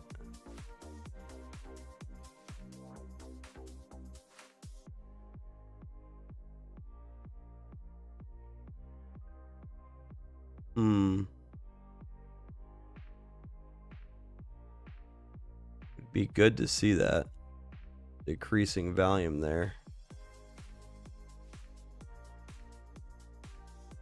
It just lines up for something happening here in May and June. I hope it could just go now, but shit. What's up with costs? What the fuck happened to cost today?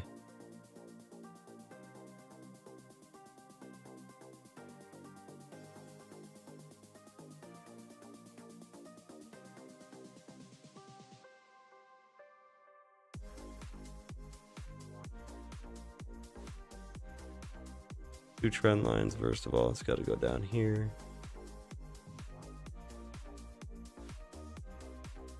Touching that one of the fucking dude. These are at breaking points across the board. Even like cost, right? Like if cost breaks this trend, that's not good.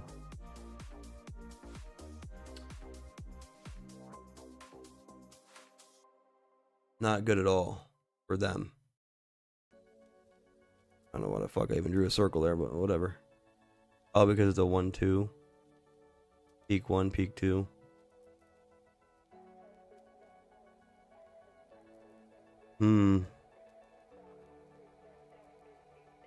Imagine.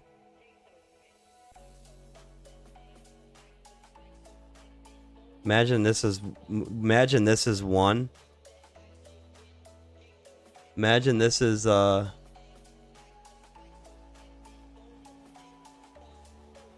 Imagine this is one. They're obviously a little tighter here, but again, if they're speeding up the move, then I wonder if you would be ready to go.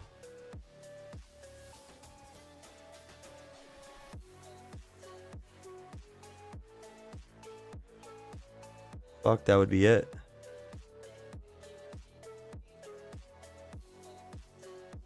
Same kind of candle.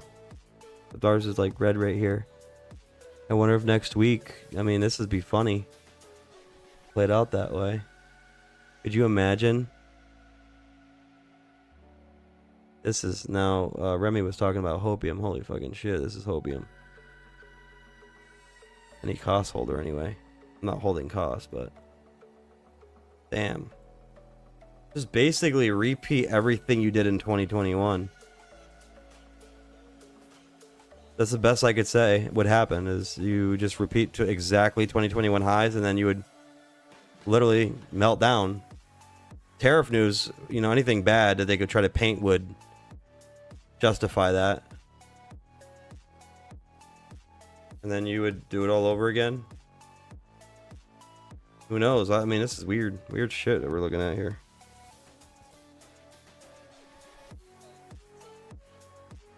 Dogecoin holding. The HIMS thing's even a little crazy.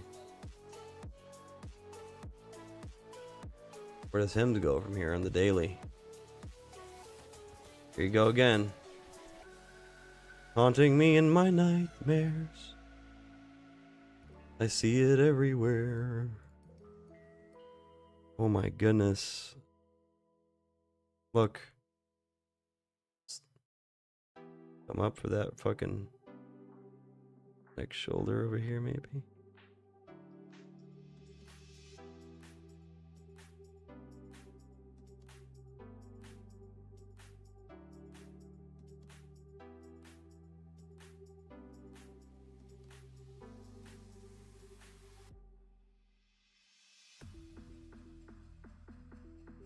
Kind of. Ish.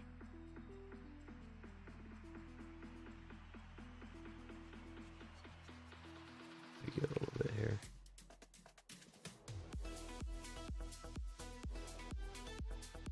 Ah, man, weird. Skinny ass fucking head, but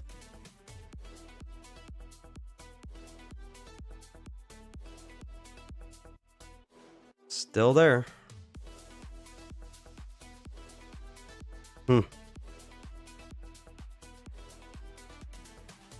Boy, oh boy. This is an interesting setup across the board for all these. I hope I'm really wrong on the head and shoulder plays, guys. I'm not gonna lie. I don't want to be right on something like that just because of the holdings that we have. But again, small caps are a bit different. I mean, broad market wise, if you're holding like the bigger cap shit, it's probably fucking things are gonna start coming down here if this does play out the scenario.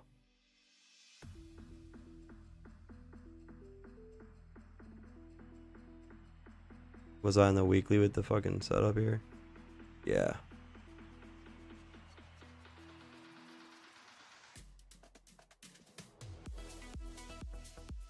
Yeah, if that plays out like that. Shit. What's up with the options chain? Do people have puts? Are puts being loaded? Oh shit, I gotta go to a different date.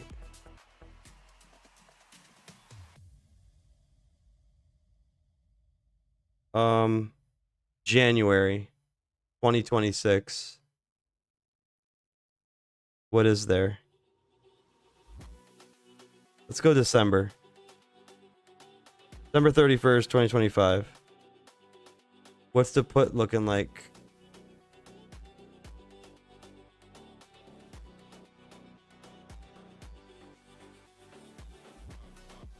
Motherfucker, that's not good.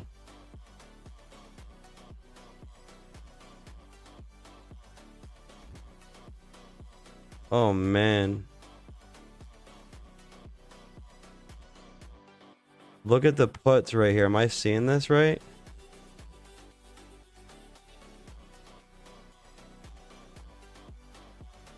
No way.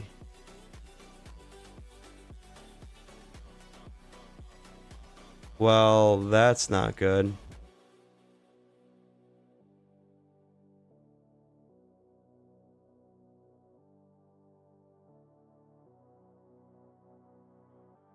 You see the calls. Ooh. Not good.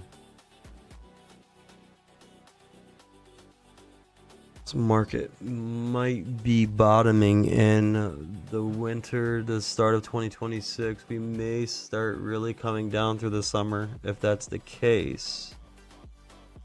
I'm saying bigger, like more so.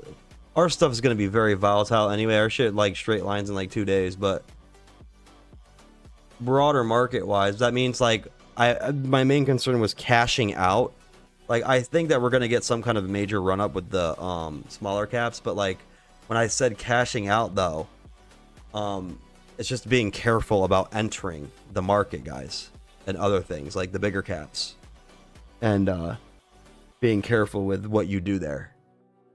Because I'm telling you right now, if the calls are looking like this, like look how fucking cheap the calls are this far out. That's telling me that they think that basically, look at how expensive the puts are. Is it matched? Like, yeah, it's no, definitely not. This is not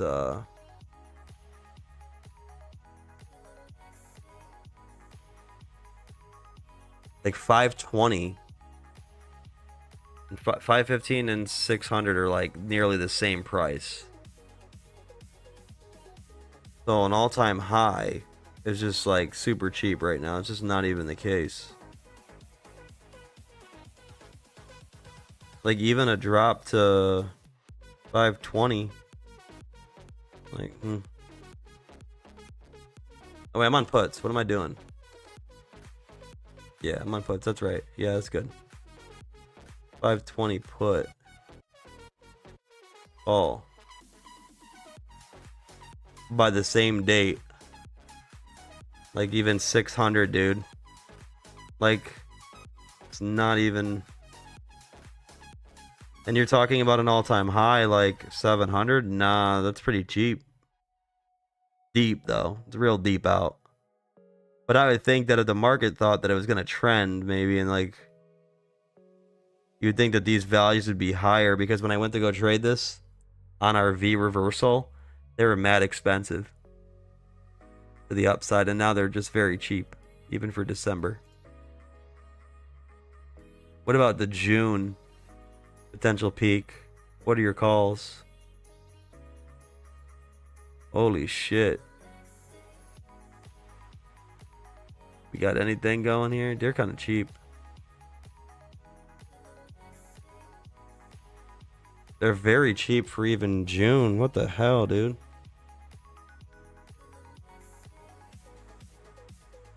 What about May? Like, where does it get actually interesting for this? Like, damn. Mad cheap calls. I meant to say this way. We gotta go this way.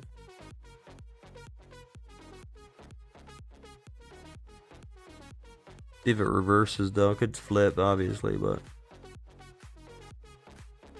man, I could fucking do this all day long on this friggin' patterns and all this stuff, dude. I could really do it all day long. It's crazy, guys. This is interesting. Dang.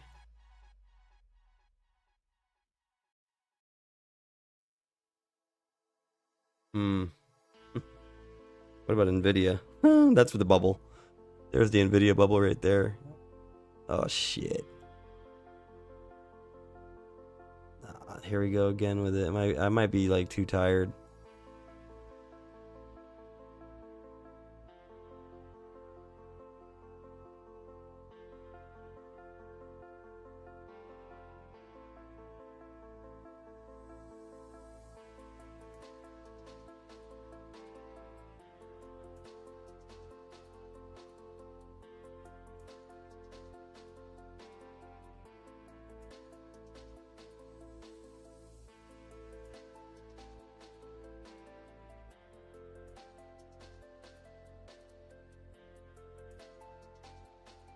Oh man.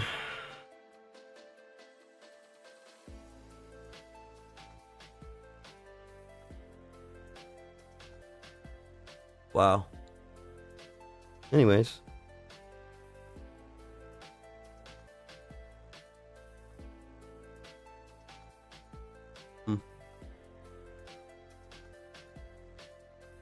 The only things that look really on point, guys, is our meme stocks and small caps. That's the only thing that looks good. All the bigger stuff just looks ready to collapse.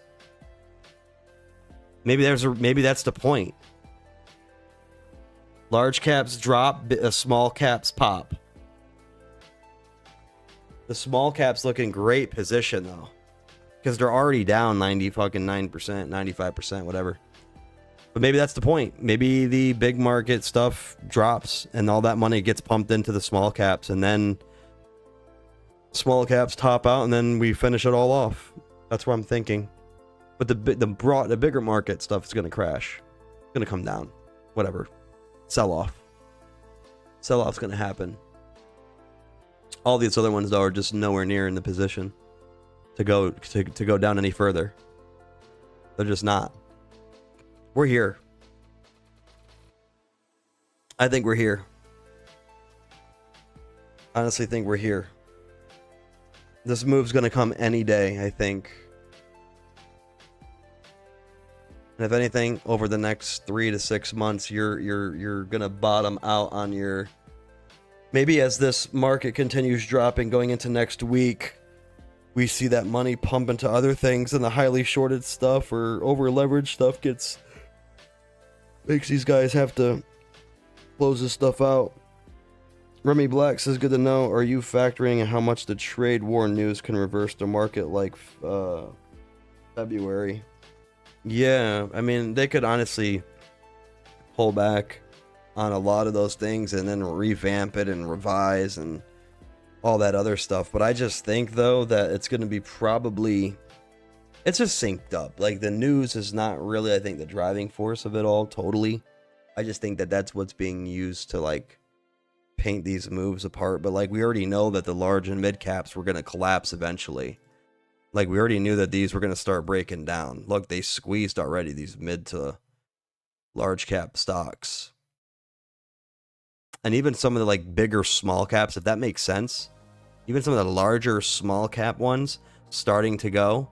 Like, you're talking about the most high risk ones being the last thing to go. And then everything's gone. That's what I'm thinking. Because I just don't see how these ones here would be able to drop anymore. With a full 150 point kind of like melt down over 6 months. I just don't see how that would happen for this. He would end up reverse splitting. All these companies would have to do what? Reverse splits? Ugh, that would be terrible. You'd have no choice though, because you can't have a stock under $1 on this New York Stock Exchange. NASDAQ or New York Stock Exchange, I think anything, if it's under $1 for a set amount of time, it'll be delisted. That wouldn't be good. So, got to get the cushion now before the real blow happens, and I think all that big money is going to shift into these little snack size kind of stocks, and then you're going to get those runs, you know what I mean? It would only make sense to just get her going. It would be actually really awesome to see like Unity and some of these like go all the way back to their tops again though. Like a full-blown squeeze in the market before it crashes fully. Like, that'd be really cool to see happen. Like, same thing with Neo. Like, if all of them get right back to these tops again, that'd be really, really crazy to see happen. But yeah, like Carvana, like double toppy.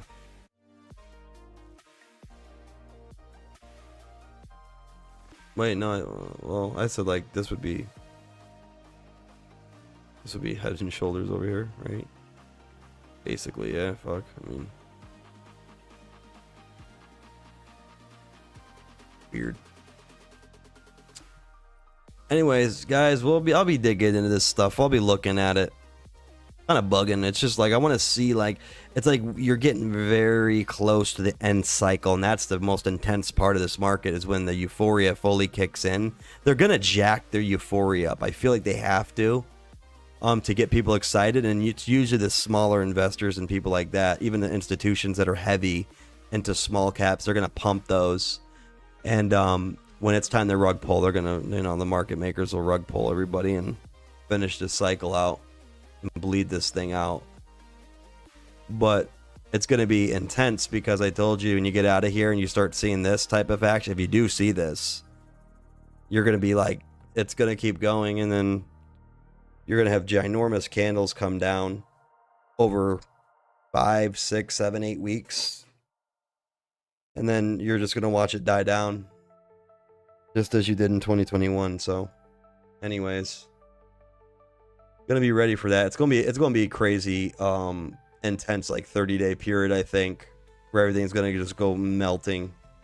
I don't see it happening over, like, you know, 4 or 5 months or anything with a progression like that. I just don't see that, because a lot of these are just so volatile, heavily shorted. You know, maybe the shorts end up closing out positions, and this resets this market. You know, that'd be the only thing that would make logical sense to me. But that's it, guys. That's all I'm gonna go with today. I wanted to show you guys some of these findings, though, and just show you the difference between the mid cap, or sorry, the broader market where it's at, and then you see where the little baby small caps are. Like, they're still at their bottoms, they haven't gone up. So there's an inverse relationship there, and so just looks like it's gonna be the case, I think. I don't know.